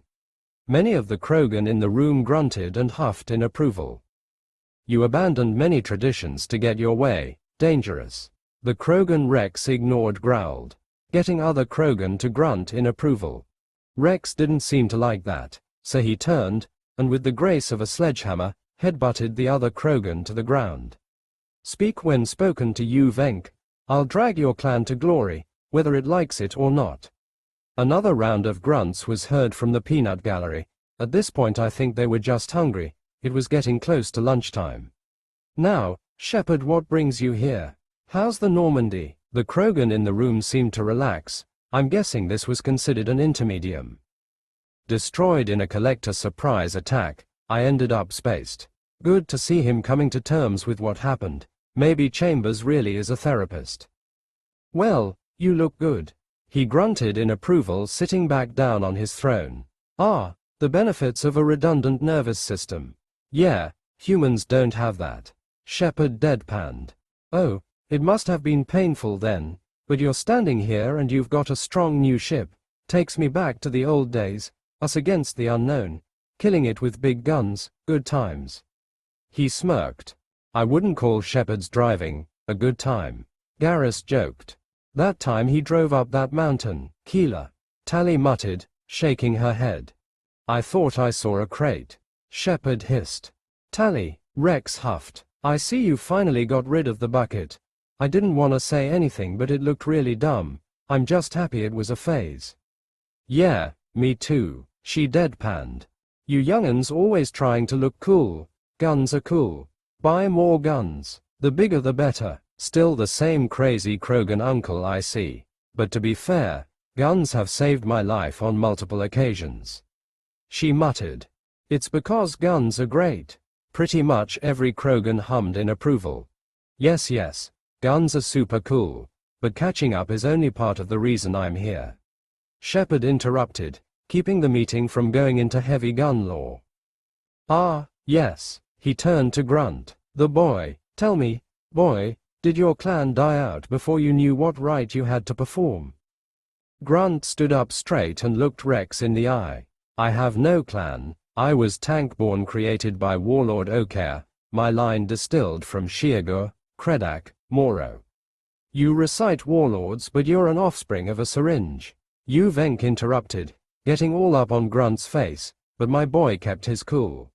I wasn't though. Grunt was a young man barely entering adulthood, and Venk is a grown-ass Krogan trying to punch down. I cracked some of my joints. I don't have to kill Venk. Just set an example. I am pure Krogan, you should be in awe. Grunt huffed, dismissing Venk. Okeer, that is a very old name, a very hated name. Rex stood from his throne, getting a better look at Grunt. He's dead, Grunt clarified. Rex rolled his eyes. Of course, you're with Shepard, how could he be alive? You know I don't kill random Krogan, right? Shepard drawled. Trust me, you would make an exception for Okeer. So, you wish to take the rite of passage. To Far WR-AK. Haki plus minimal strength plus backstab plus fisticuffs plus Jeet Kune that equals 525 points of bludgeoning damage. Venk didn't get to finish his rant as I cold-cocked him right in the jaw, dropping him. Sorry about that, his voice was getting annoying. Please take this war axe as an apology. I summoned a war axe. It was one of my flashier weapons, stainless steel, Druffalo leather, and had a fire rune on the head. Tapping it on the ground, the head burst into flames, before I tapped on the ground again, snuffing it out. Rex took a couple of swings, checking the weight, and activating the runes a few times, making sure he knew how it worked, and nodded to me. Apology accepted. Looking back to Shepard, it's about time you started hanging around more. He looked over to Garrus. Respectable people. I'm not a space cop anymore. I'm a space vigilante. Oh, so now you don't have to take bribes in secret, just beat up the criminals and take the money. Rex huffed. And don't you forget it. Garrus huffed. Rex just smirked and shook his head, before turning to Grunt. Well boy, do you ready to stand with Erdno? Grunt looked over to Shepard. This is your decision, Grunt. He then looked over to me. Becoming an adult means you have to make your own choices. I patted him on the back. But know that we're backing you up the whole way. He gave the room one last look, before turning back to Rex. It's in my blood, it's what I'm for. Good boy, go meet with the shaman on the second floor. Rex ordered. He'll set you on the path. Shaman, fuck. How did I forget about the shaman? Shit. Venk rushed me. Shut the hell up, I roared, mule kicking him dead in the chest. Haki plus max strength plus fisticuffs equals 1032 points of bludgeoning damage. I didn't check myself. My kick ragdolled Venk over all the Krogan in the room and into the far wall where his corpse made a mess. You have killed Gatatog Venk. Reward, 5,000 express, Claymore shotgun, 5,000 credits. Warning, you are now a hated enemy of Clan Gatatog. They will attack you on sight. I let out a long sigh, summoned a trident with a lightning rune, and passed it to Rex. For the wall, he played with the trident, finding the rune that shot out a spell of chain lightning that struck the ceiling. He looked at the trident, then to me. It has 6 shots, needs 30 seconds to reload. He nodded. See Tally, this is an apology gift. You said you liked the Krogan wax I got you. It was turtle wax. You think I didn't know the difference? In my defense, I didn't have a lot of money. Shepard was being all stingy. Tally huffed. You wanted the HMOT Masterline Omni tool. Shepard countered. And it was worth every cred. She smirked, patting her Omni tool. How come Tally got all the good stuff while the rest of us got your sloppy seconds? Garrus asked.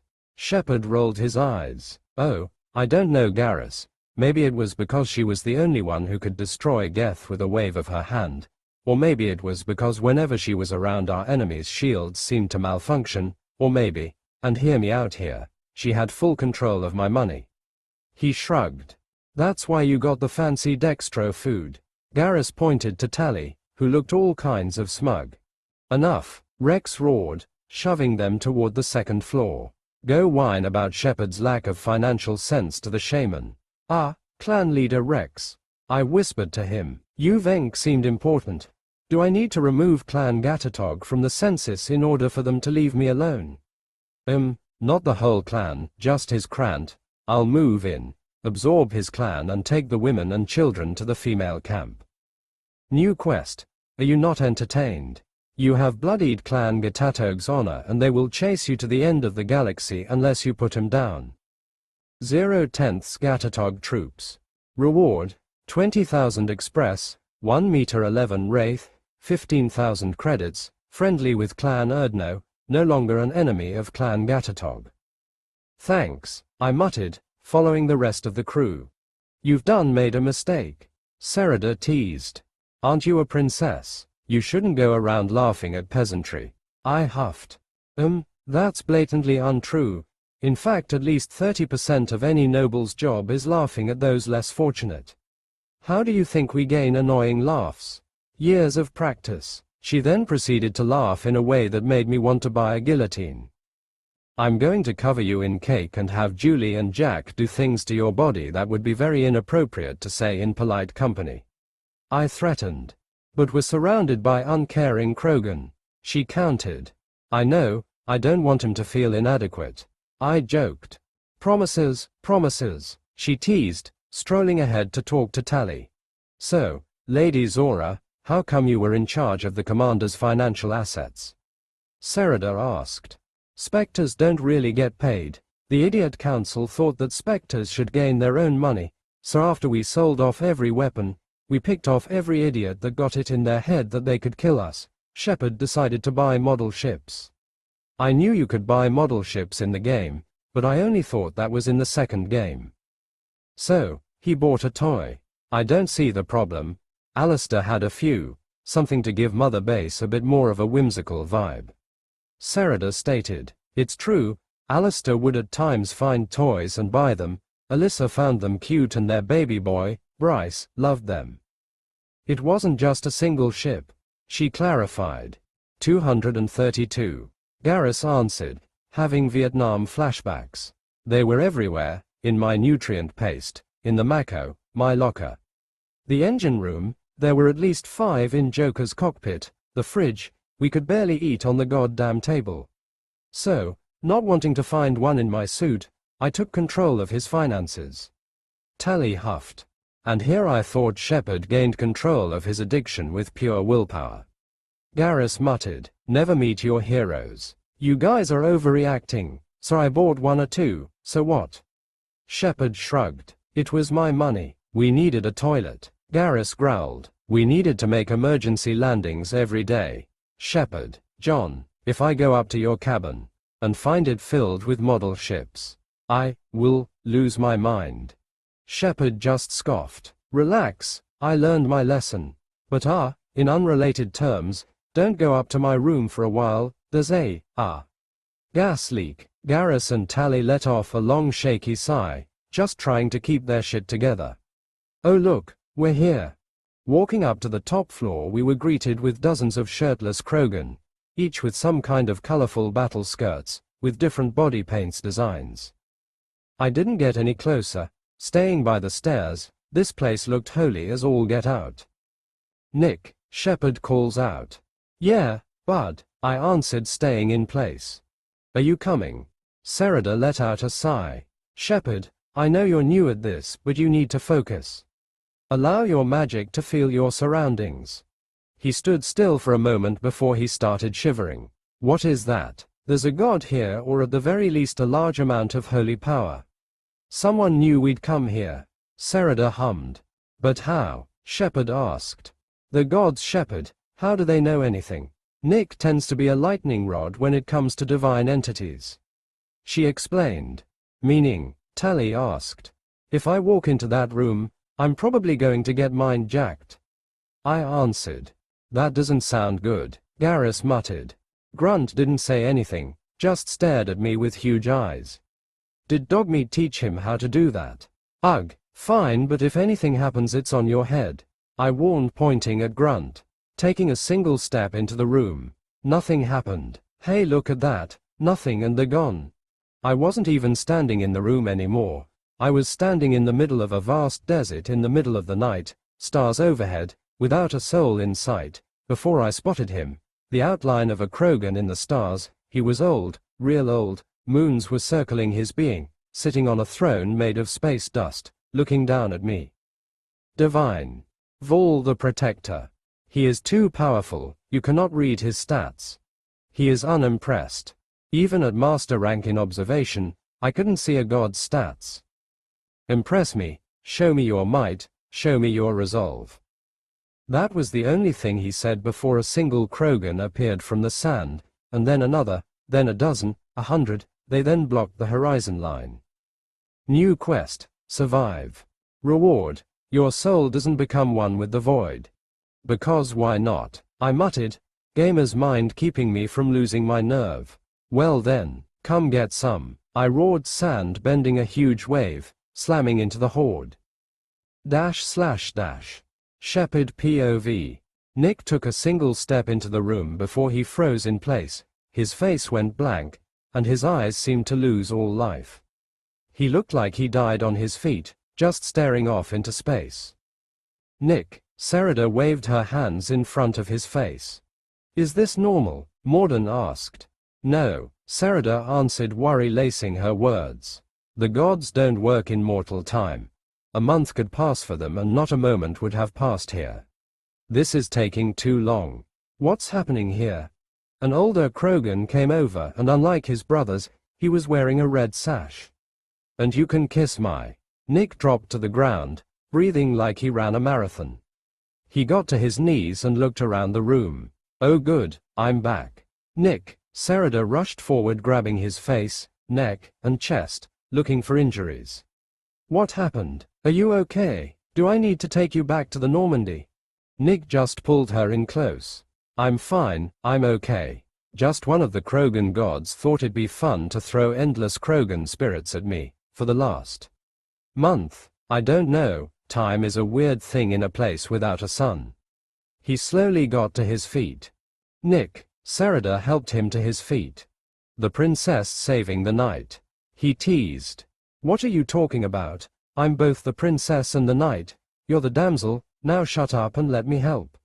She huffed, holding on to his hips. Thank you. He leaned into her side. Garrus turned to me. Why don't you hold me like that when I need a hand?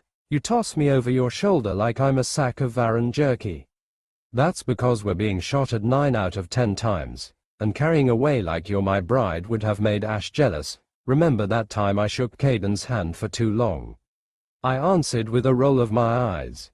I don't know, Caden was really looking deep into your eyes that one time. Tally pointed out. Excuse me, the Krogan shaman regained our attention. Why are you here? I am here for my rite of passage into Clan Erdno. Grunt answered. The shaman looked over Grunt, then the rest of the group, before focusing back on Grunt. Who is your Krant? Who will stand by your side as the world crumbles around you? You're looking at them, Nick answered without hesitation. We haven't let a single enemy live, so I understand if you don't know us. The shaman gave him a long look, before smirking. Come with me, he grunted, leading us to a large Krogan who was using a mortar and pestle to crush what seemed to be plants into a red paste. Elder, a young one is here for a chance at the right. The shaman bowed. Yes, I saw. Not many humans can kill a Krogan in a single blow. The elder Krogan didn't stop working on his paste. I wasn't planning on killing him. I just forgot about something important, and Yuvink's voice was the last thing I wanted to hear. Nick muttered, I need Nick to teach us how to kill Krogan in a single blow. Bah, The elder waved away his excuse. Venk was full of shit. He hid behind his crant and used words to seem smart. We knew sooner or later someone was going to shove his words down his throat. The fact it was a human only made it better. Fair warning, his crant is going to try and kill you when you leave this place. He jutted his head to the floor below where some Krogan were looking up at us while moving Uvink's corpse. Oh good, saves me the trouble of hunting him down. Nick sighed. I was not in the mood. Hey, do you know a god by the name Vol the Protector? The name sent a shiver up my spine. That was weird. Yes, he is one of our oldest gods. Legends say he protected Tuchanka from the dark gods of the void. Why? The elder asked. He demanded I give hope to the Krogan people. We gave him a weird look. Hope is the name of a large fuck-off warhammer. That makes more sense. The elder huffed. Just take it to Rex, he'll know what to do with it. He seemed rather uncaring about the fact that one of their gods gave some kind of holy weapon to an alien. But to be fair, if I wasn't a paladin, I'd probably labeled Nick a crazy person and moved on with the rest of my day. No problem, boss man. Nick gave them a thumbs up. Now, young one, you wish to take your rite of passage, correct? The elder asked Grunt, finishing his paste. Yes, I am ready. Grunt confirmed. Pick 2 of your crant. Together you shall face the rite and come out stronger, or dead. Grunt turned to me. I just nodded, followed by looking at Nick, who also nodded, much to Serida's annoyance. Very well. The elder dipped his finger into the paste and drew a circle on Grunt's forehead and a single dot for Nick and me. Head to the garage on the 1st floor. They will lead you to the first marker. It will be up to you to find the next 2 keystones. When you finish the 3rd key, you will activate the beacon on the 3rd marker where someone of Clan Erdno shall retrieve you. Do you understand? Can you give us any idea what they might face? Serida asked. The elder shook his head. No, the rite is all about survival. It is up to them to find their way to safety. Any more questions? We shook our heads. Then let the ancestors watch over you. Giving a final bow, we left the 2nd floor. That sucked. Nick groaned, twisting and bending. No doubt warming up for the shit storm we are about to walk into. Vol was a douche. That too, I guess. What happened? Serida asked. You were frozen for a full 10 seconds. Vol had me fight hordes of his warriors to test my resolve. I think he was just bored. He huffed, jumping on his toes. My soul is all over the place. The warriors weren't gentle. Are you going to be okay? Tally asked. For the stone you stand on is firm and stable. Serida chanted, touching Nick in the chest, causing him to glow for a second. Nick gave a sigh of relief. Thank you. He brought her into a hug. Where would I do without you? Probably tied up to a bed, with Jack standing over you like a watchdog. She joked. I could think of worse places. He teased. All right, let's go talk with Rex and drop off this holy hammer of protection. It's going to be one hell of a show. It took some time as other Krogan leaders had business with Rex, and unlike Venk, Rex was actually listened to these guys. So, we just got in line. Nick was passing the time by making food and serving the Krogans around us. Food is the easiest way to make friends, he explained, and he was right. Many of the Krogan seemed less annoyed at our presence. By the time we got to the front of the line, Grunt was given enough advice to know what to look for when we go on his right. At first, he was annoyed that people were ruining his right, but I explained that a warrior with information on the enemy and the terrain uses his knowledge as a weapon, which eased his pride and got him excited about what was coming. As Nick got to the front of the line, he gave Rex a bow. Clan leader Erdno Rex, I came in contact with one of your gods, Vol the Protector. Many of the Krogan in the room got up and started growling and thumping chest, calling Nick a liar and all sorts of names. Silence. Rex ordered, raising a hand, quieting the room. Do you know what you are saying, Walters? The Solarians did the same when we first met, and you can see where that ended. Be cautious of your next words. No gift can hold back a Krogan horde in a blood rage. Nick gave a bow. I bring no offense, clan leader. I tend to be a messenger for the gods, but rarely do I get a choice. I was asked to deliver Vol's blessing to the Krogan, who is uniting the Krogan people, for he believes the servants of the dark god's return is nigh. Nick extends his hand out. At first nothing happened, but then I felt it, in my very bones. Thump, thump, thump. Around the room 5 ghostly Krogan materialized, all holding large spears, thumping the earth in unison, as they began to chant a low guttural rhythm. The Krogan in the room were in awe. Shit, I was in awe. Was it like this when I became a paladin? As the Krogan chanted, the earth under Nick's outstretched arm began to shift and move. Thump, thump, thump. Every thump made seemed to push a handle out of the floor. It wasn't long before a massive warhammer, with the skull of a beast, stood tall in front of all of us. Nick just moved away from it, leaving it for Rex. The room grew dead silent. The Krogan specters looked on, waiting. Rex stood to his full height and grabbed the hammer.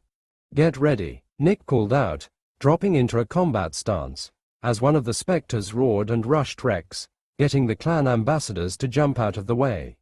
Not wasting a moment, Rex grabbed the warhammer and spun it, clocking the ghost in the head, returning it to dust. This got the rest to charge, and everyone in the room to scramble. "Sacred ground," Sereda screamed, causing every weapon in the room to light up with holy energy. "I need to get more spells." Shooting a specter in the face, it growled and focused on me, only to get blindsided by Rex's holy hammer. Just like old times, Shepard. Well, at least he was having fun. "Smite," I heard Sereda roar, smacking a ghostly Krogan with a huge glowing fist, turning it to dust. "Right. I'm a paladin. Smite." I cast, shooting a ghost between the eyes. It paused for a second before looking at me with annoyance, before it exploded into dust. "You have one too," Rex cheered, "but like always, mine's bigger." He gloated, killing another one. The last one was torn apart by a hail of holy bullets, thanks to the room of confused and angry Krogan.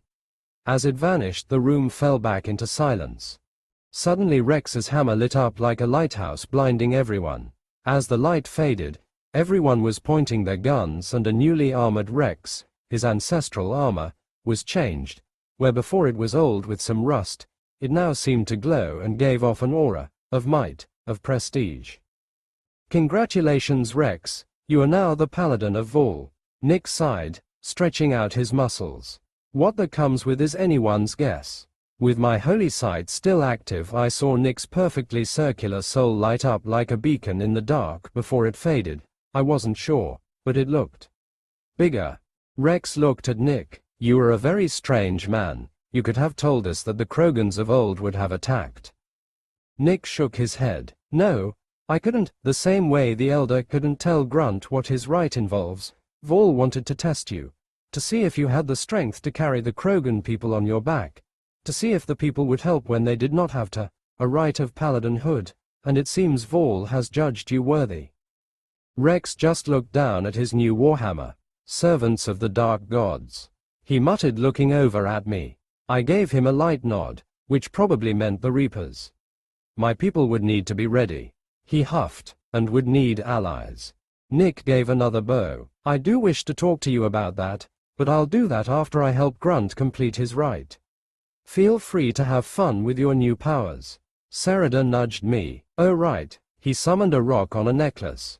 "This is a rune of greater mana regeneration.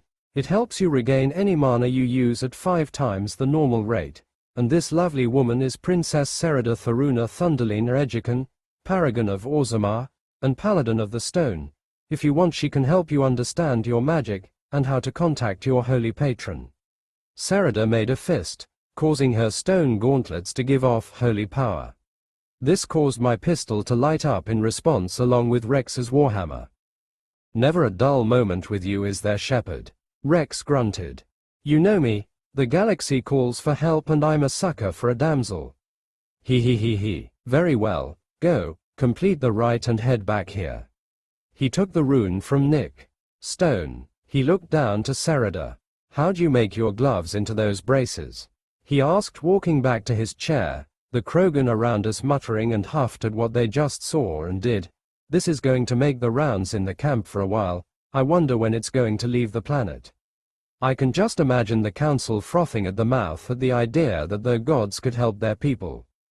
We'll make sure Rex doesn't get a big head. Garrus patted us on the back, walking over to Rex.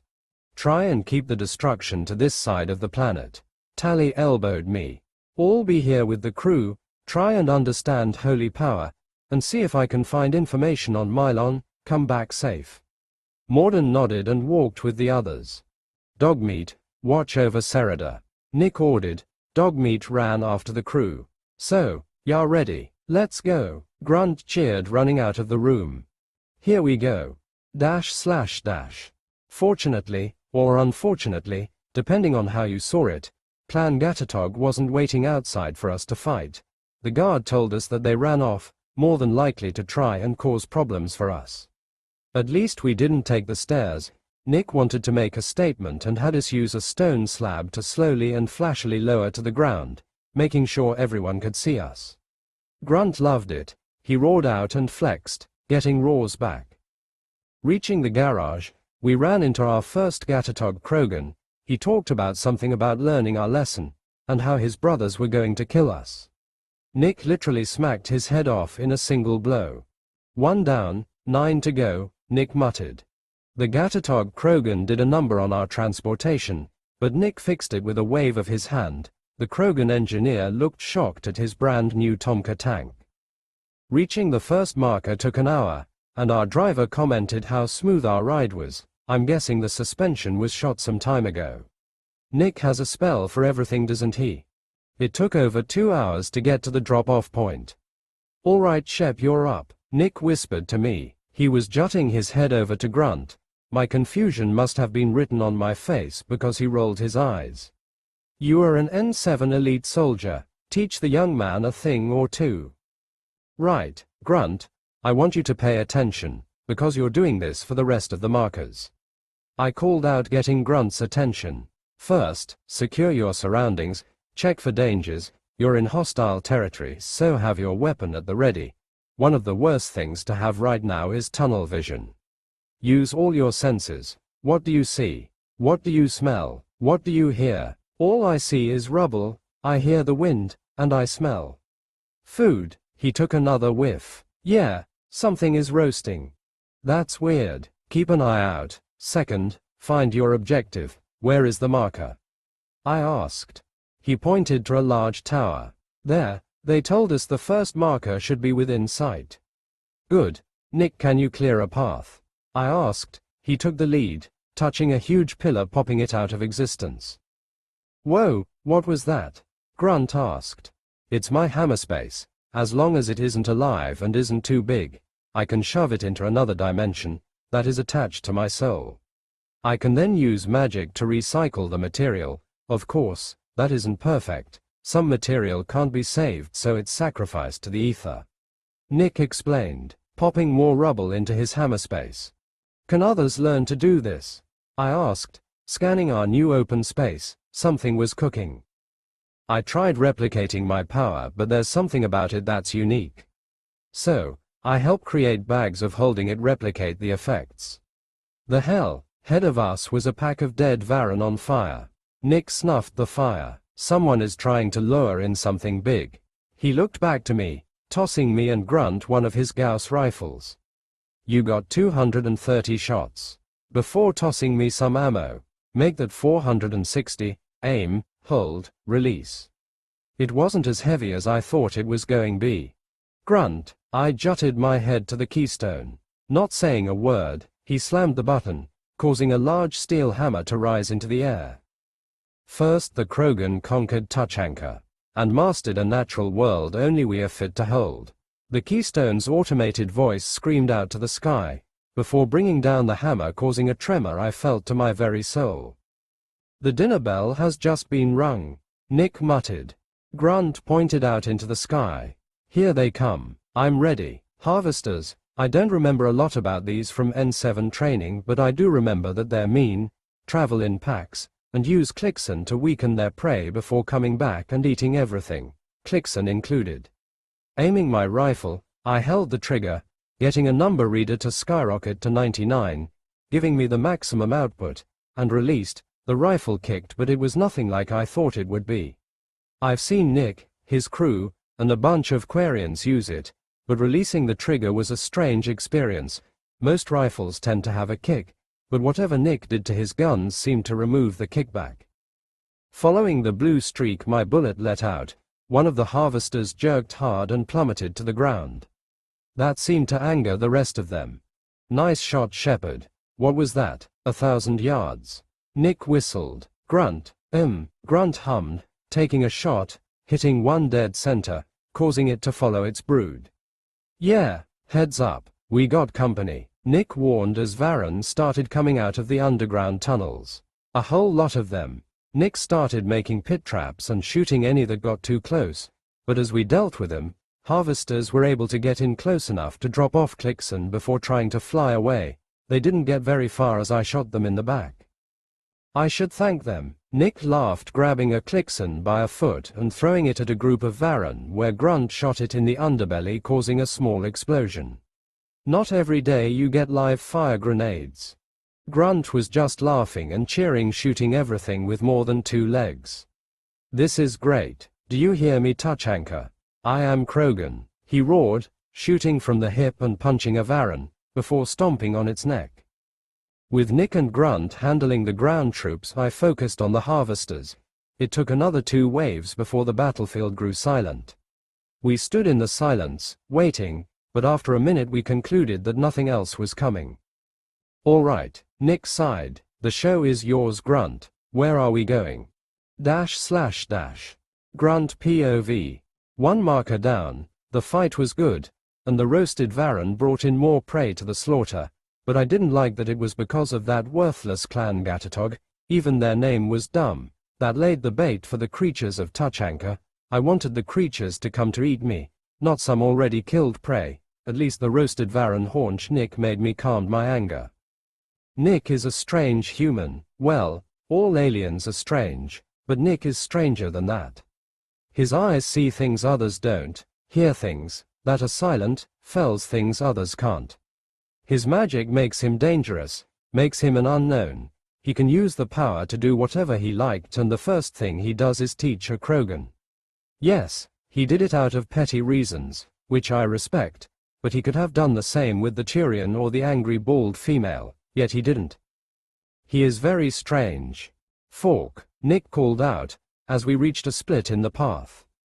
All you Grunt. The Krogan at the clan meeting room told me about some of the symbols Krogan of old left behind to give those who follow a sense of direction. But something was wrong. Taking a whiff, I smelled fresh paint. Someone covered the symbols. Gatatog.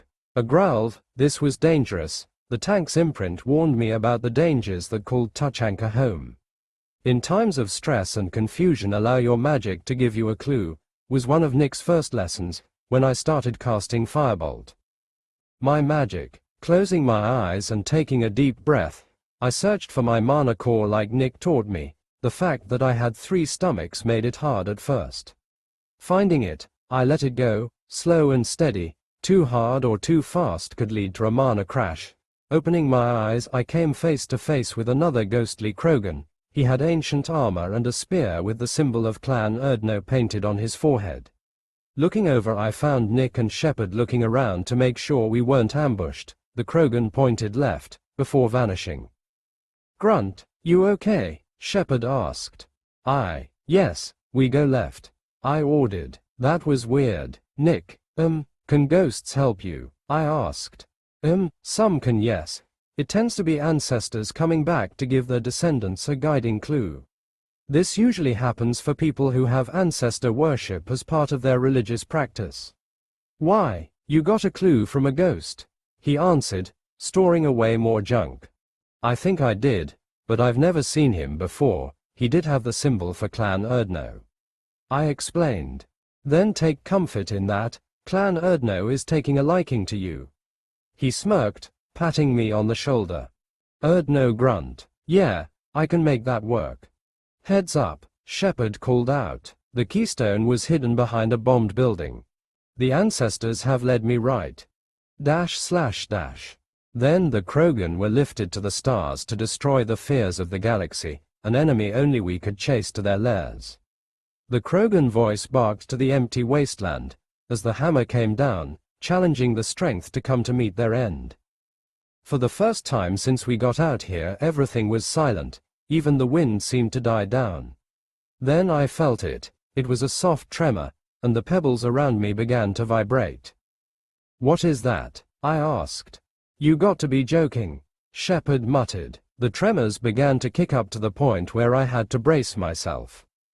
"What's going on?" I roared, and suddenly the tremors stopped, before something exploded from the broken rubble, followed by another two. Images began popping into the front of my mind. "Thresher more," Shepard whispered, aiming his gun at one of the tails. "Nick." Looking over, I found Nick shoving his hands into the earth. "The second you shoot, I'm going to harden the ground as hard as I can, making sure it can't just pop from underneath us." He answered. "When you're ready, Grunt." "Shepard, I'll shoot first, follow up when it pops up." "We need more cover," I pointed out. "I got you." Nick nodded. I nodded back, aiming and charging my rifle. The shot was true, blowing the top right off a tail, pissing off the thresher more as it exploded out of the ground, where it took Shepard's follow-up shot to one of its poison sacs. Nick then hardened the earth underneath us and popped out multiple thick walls of the earth for cover, before jumping out of the way of a poison dart as it slammed into the spot he was standing on. I started rapidly firing the rifle, getting the Moor's attention, just for a boulder the size of a skycar to slam into its head, followed by a more precise shot to claw, causing it to roar and dive back down into the earth. It then exploded out of the ground to our right, firing a poison dart blindly at our general direction. Lucky we had plenty of space to avoid it. We returned fire, pelting it with bullets and large boulders while running around dodging poison darts and lunges. It all came to an end as Nick created a giant earthen spear and stabbed it through the mouth, coming out its back. "Fuck me, that sucked," Nick groaned, hiffing and puffing. He. I started laughing, followed by Nick, with Shepard taking up the rear. I gave a cheer. To kill a thresher more is one thing, but to do it on foot. "All right, let's take a moment to breathe." Shepard eased his laughter. "We still have one more keystone." Nick POV. We took a brief break before moving on. The sun was beginning to set, and I sure as hell didn't want to be out here in the dark. Along the way, we ran into 3 more Gatatog Krogan trying to ambush us. 4 down, 6 to go. Grunt was able to lead us down a path that ended with another keystone tower, this one in the middle of what seemed to be a wall-less mausoleum surrounded by a dry lake bed that stretched out into the desert, with some buildings sticking out of the ground like islands. Krogan statues stood throughout the open space. Most were broken. "Erdno Noxa." Grunt pointed to one of the statues.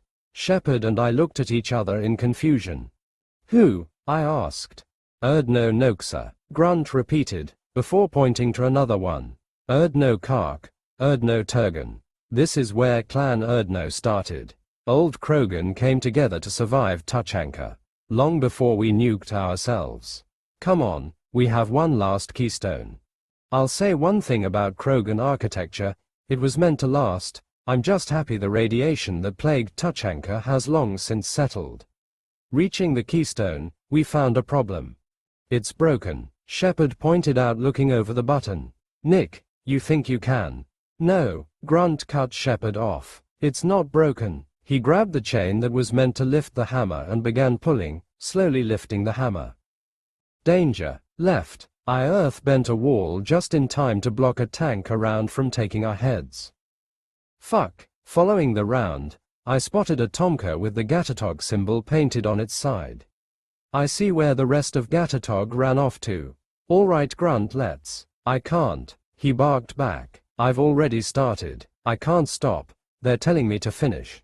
He gestured to the statues around the room. Grunt would become an ancestral guardian at a time like this. "Shepard, help Grunt. I'll handle these idiots," I ordered, sand bending the Tomka head first into the earth. "Danger. Right," making another wall to my right, blocking a shotgun blast. "Step. Thrust." I shoved the wall right into a Krogan, slamming him with a rock going 30 miles an hour, launching him across the room. Activating my observation skill, 3 red Krogan appeared in my vision. My Gauss rifle did quick work of any shield and armor, but the damn Krogan have a billion redundant organs. Every time I would drop one, they ran behind cover. That shit was annoying, so I just created an illusion, turned invisible, and unleashed a full power backstab, ending things in one blow.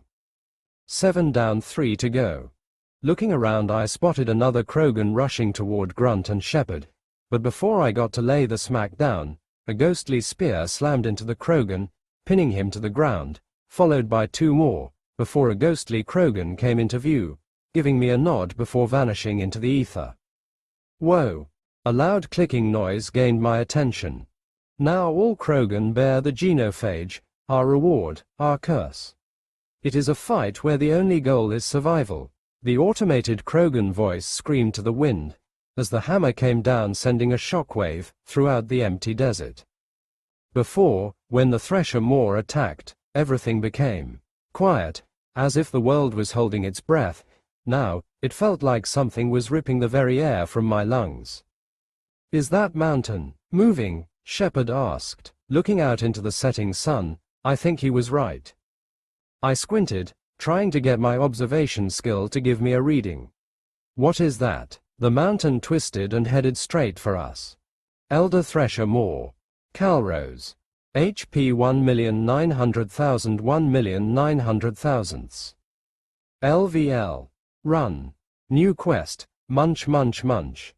Calrose has heard your dinner bell and is heading your way. Escape or defeat Calrose. Escape reward. 100,000 express, neutral with the Krogan race, 1 silver loot box. Defeat reward. 1 billion express, 150 gold loot boxes, Krogan legend, feared and respected throughout the galaxy. Arrival, 10 minutes. 9:59. 9:58. Hell nah, Thresher Maw, Big Thresher Maw, we need to go, I screamed. We need to turn on the beacon. Shepard screamed, looking for the beacon. Found it, Grunt muttered, pointing out to the Tomka, where a Gatatog Krogan was digging himself and his friend out, the beacon on his back. I didn't hesitate, I dashed forward as fast as I could, slamming right into the back of the Krogan, snapping his back, grabbing his friend, and launching him as far into the desert as I could. I grabbed the beacon, and launched the injured Krogan out with his friend. Plus 1 minute. Dashing back past it to Shepard.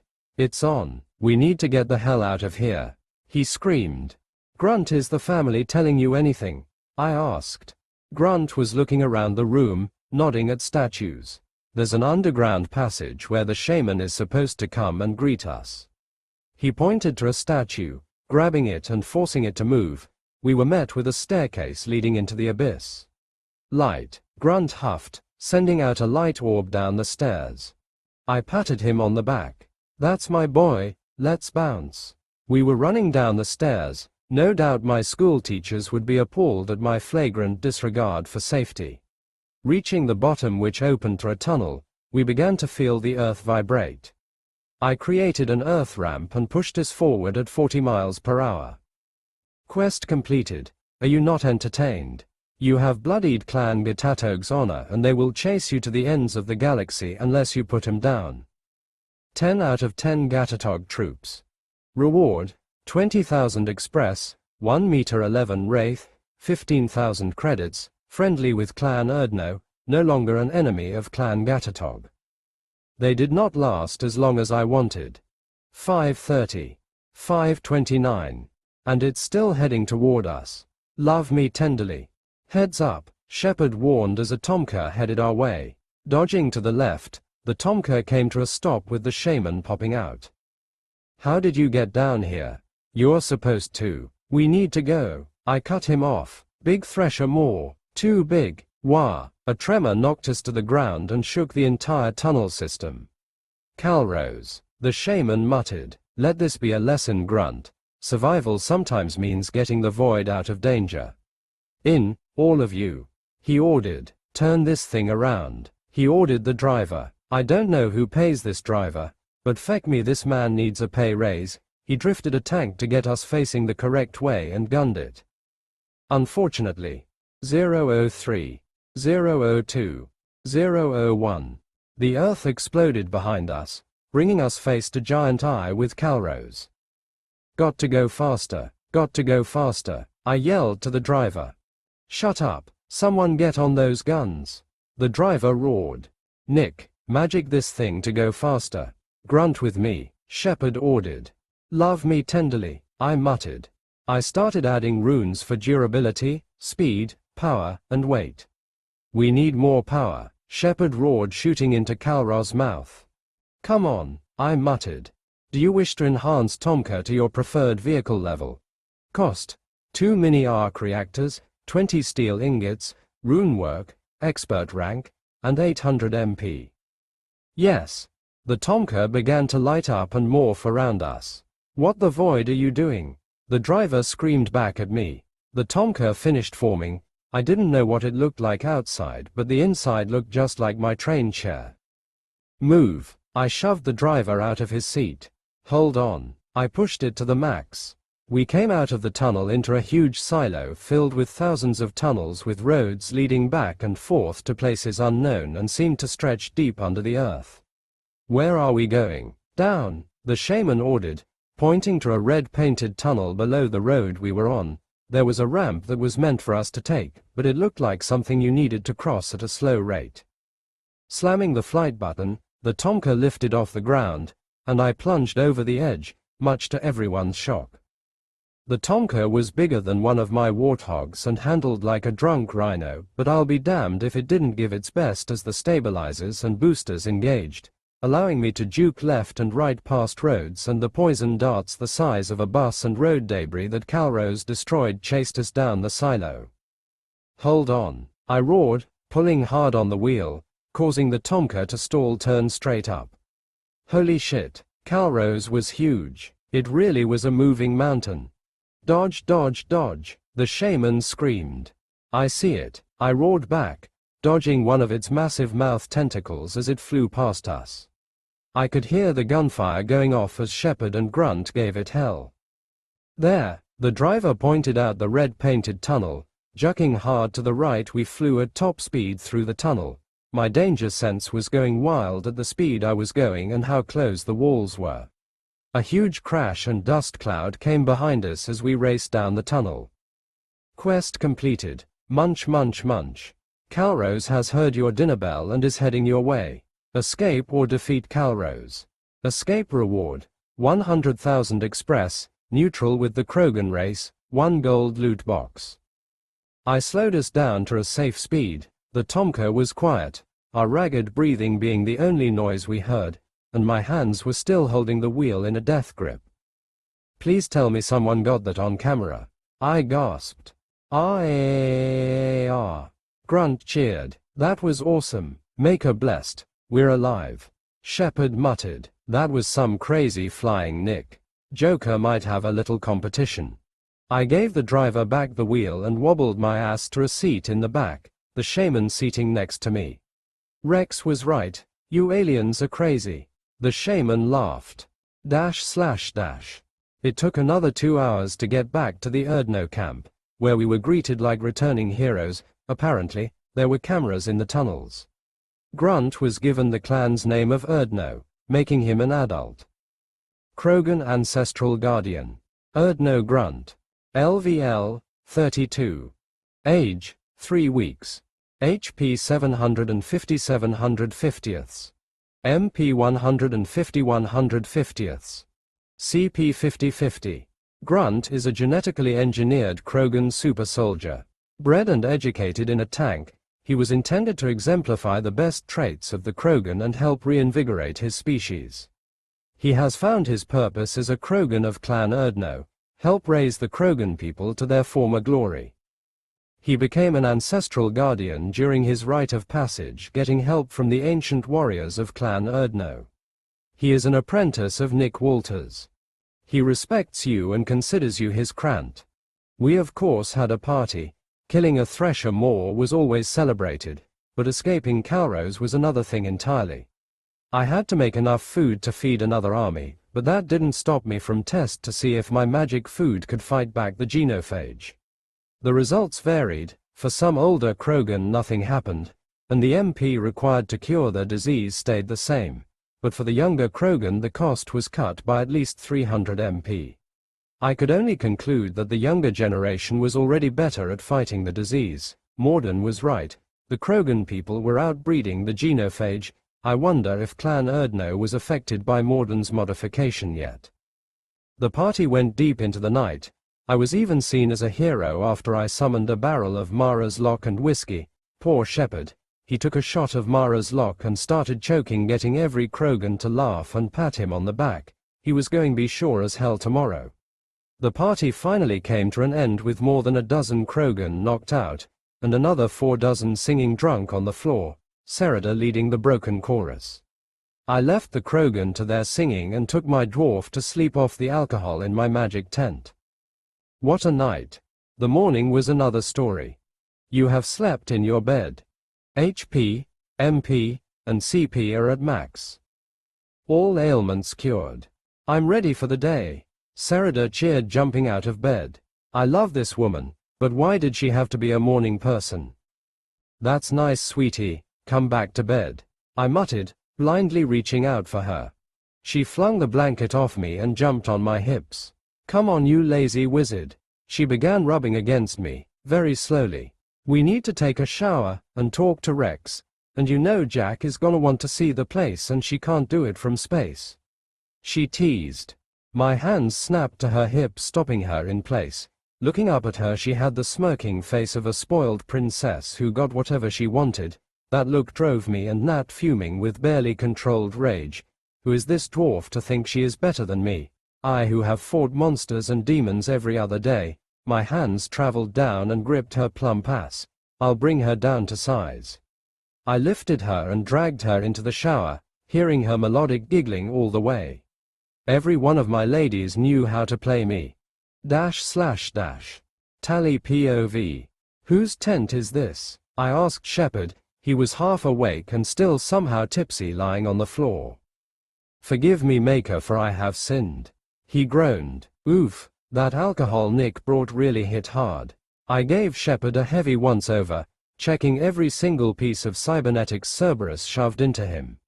I didn't find anything that seemed like a bomb or a mind control chip, but what I did find just enhanced his body to peak condition.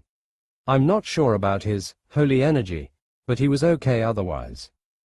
This is Walter's tent, Morden answered. Doesn't like camping, too many creatures on the floor, most likely magic. He circled the tent, trying to understand what he was looking at. Do we knock? Garrus asked. Suddenly Dogmeat's head popped out of the drapes, looking right at us. Bark. Ugh, please, no. Shush. Shepard begged. What up, boy? We got guest. Nick's voice came from the tent. Ah, oh, ah. My mouth became very dry, as a very shirtless Nick opened the tent's drapes. He had one of those towel hats to dry his hair. Oh no, are all of you also early risers? He whined. Not wise to make yourself easy targets in Krogan land. Morden answered. I guess. Shepard, what are you doing on the floor? Nick asked. Dying, he moaned. Nick sighed. All right. I want to see if you could figure out some of your powers on your own, but I see you've been reluctant. You will be joining Grunt and me for morning practice. I'll get Ava and Sereda to teach you the ropes. Please, put me out of my misery. Shepard whined. So dramatic, you should have been an actor. Nick rolled his eyes. Here, drink this. He passed Shepard a glass bottle filled with a red drink. No please, I never wanna drink again. It's a cure-all potion, meant to, well, cure all your ailments. Nick shrugged. We're a simple people. Shepard slowly sipped at it, blinking at the taste, before chugging it down like a dying man in a desert. Whoa, he jumped to his feet. Magic is amazing. Hold on, that potion could cure every disease? I asked. The migrant fleet would kill for it. Yep, well, maybe. The multiverse is a big place. I've found some diseases that hold on rather stubbornly, but the first ones are always free. For some reason, people think they'll never get sick again. That's how I get them. He teased, leading us into his tent. Whoa, Nick's tent was incredible. It could easily fit 20 to 30 families in here. The temperature was cool compared to the outside, and it even had hardwood floors. Don't do camping, huh? Garrus muttered, looking around in awe. Garrus, have you ever had a spider crawl on your face before? Oh, Keela, I was shivering at the thought. I have, Garrus. Never again. The tent comes with a rune that kills any varmint that gets too close. It even kills any fleas dogmeat has. So, what do you want for breakfast? He asked, walking into his kitchen.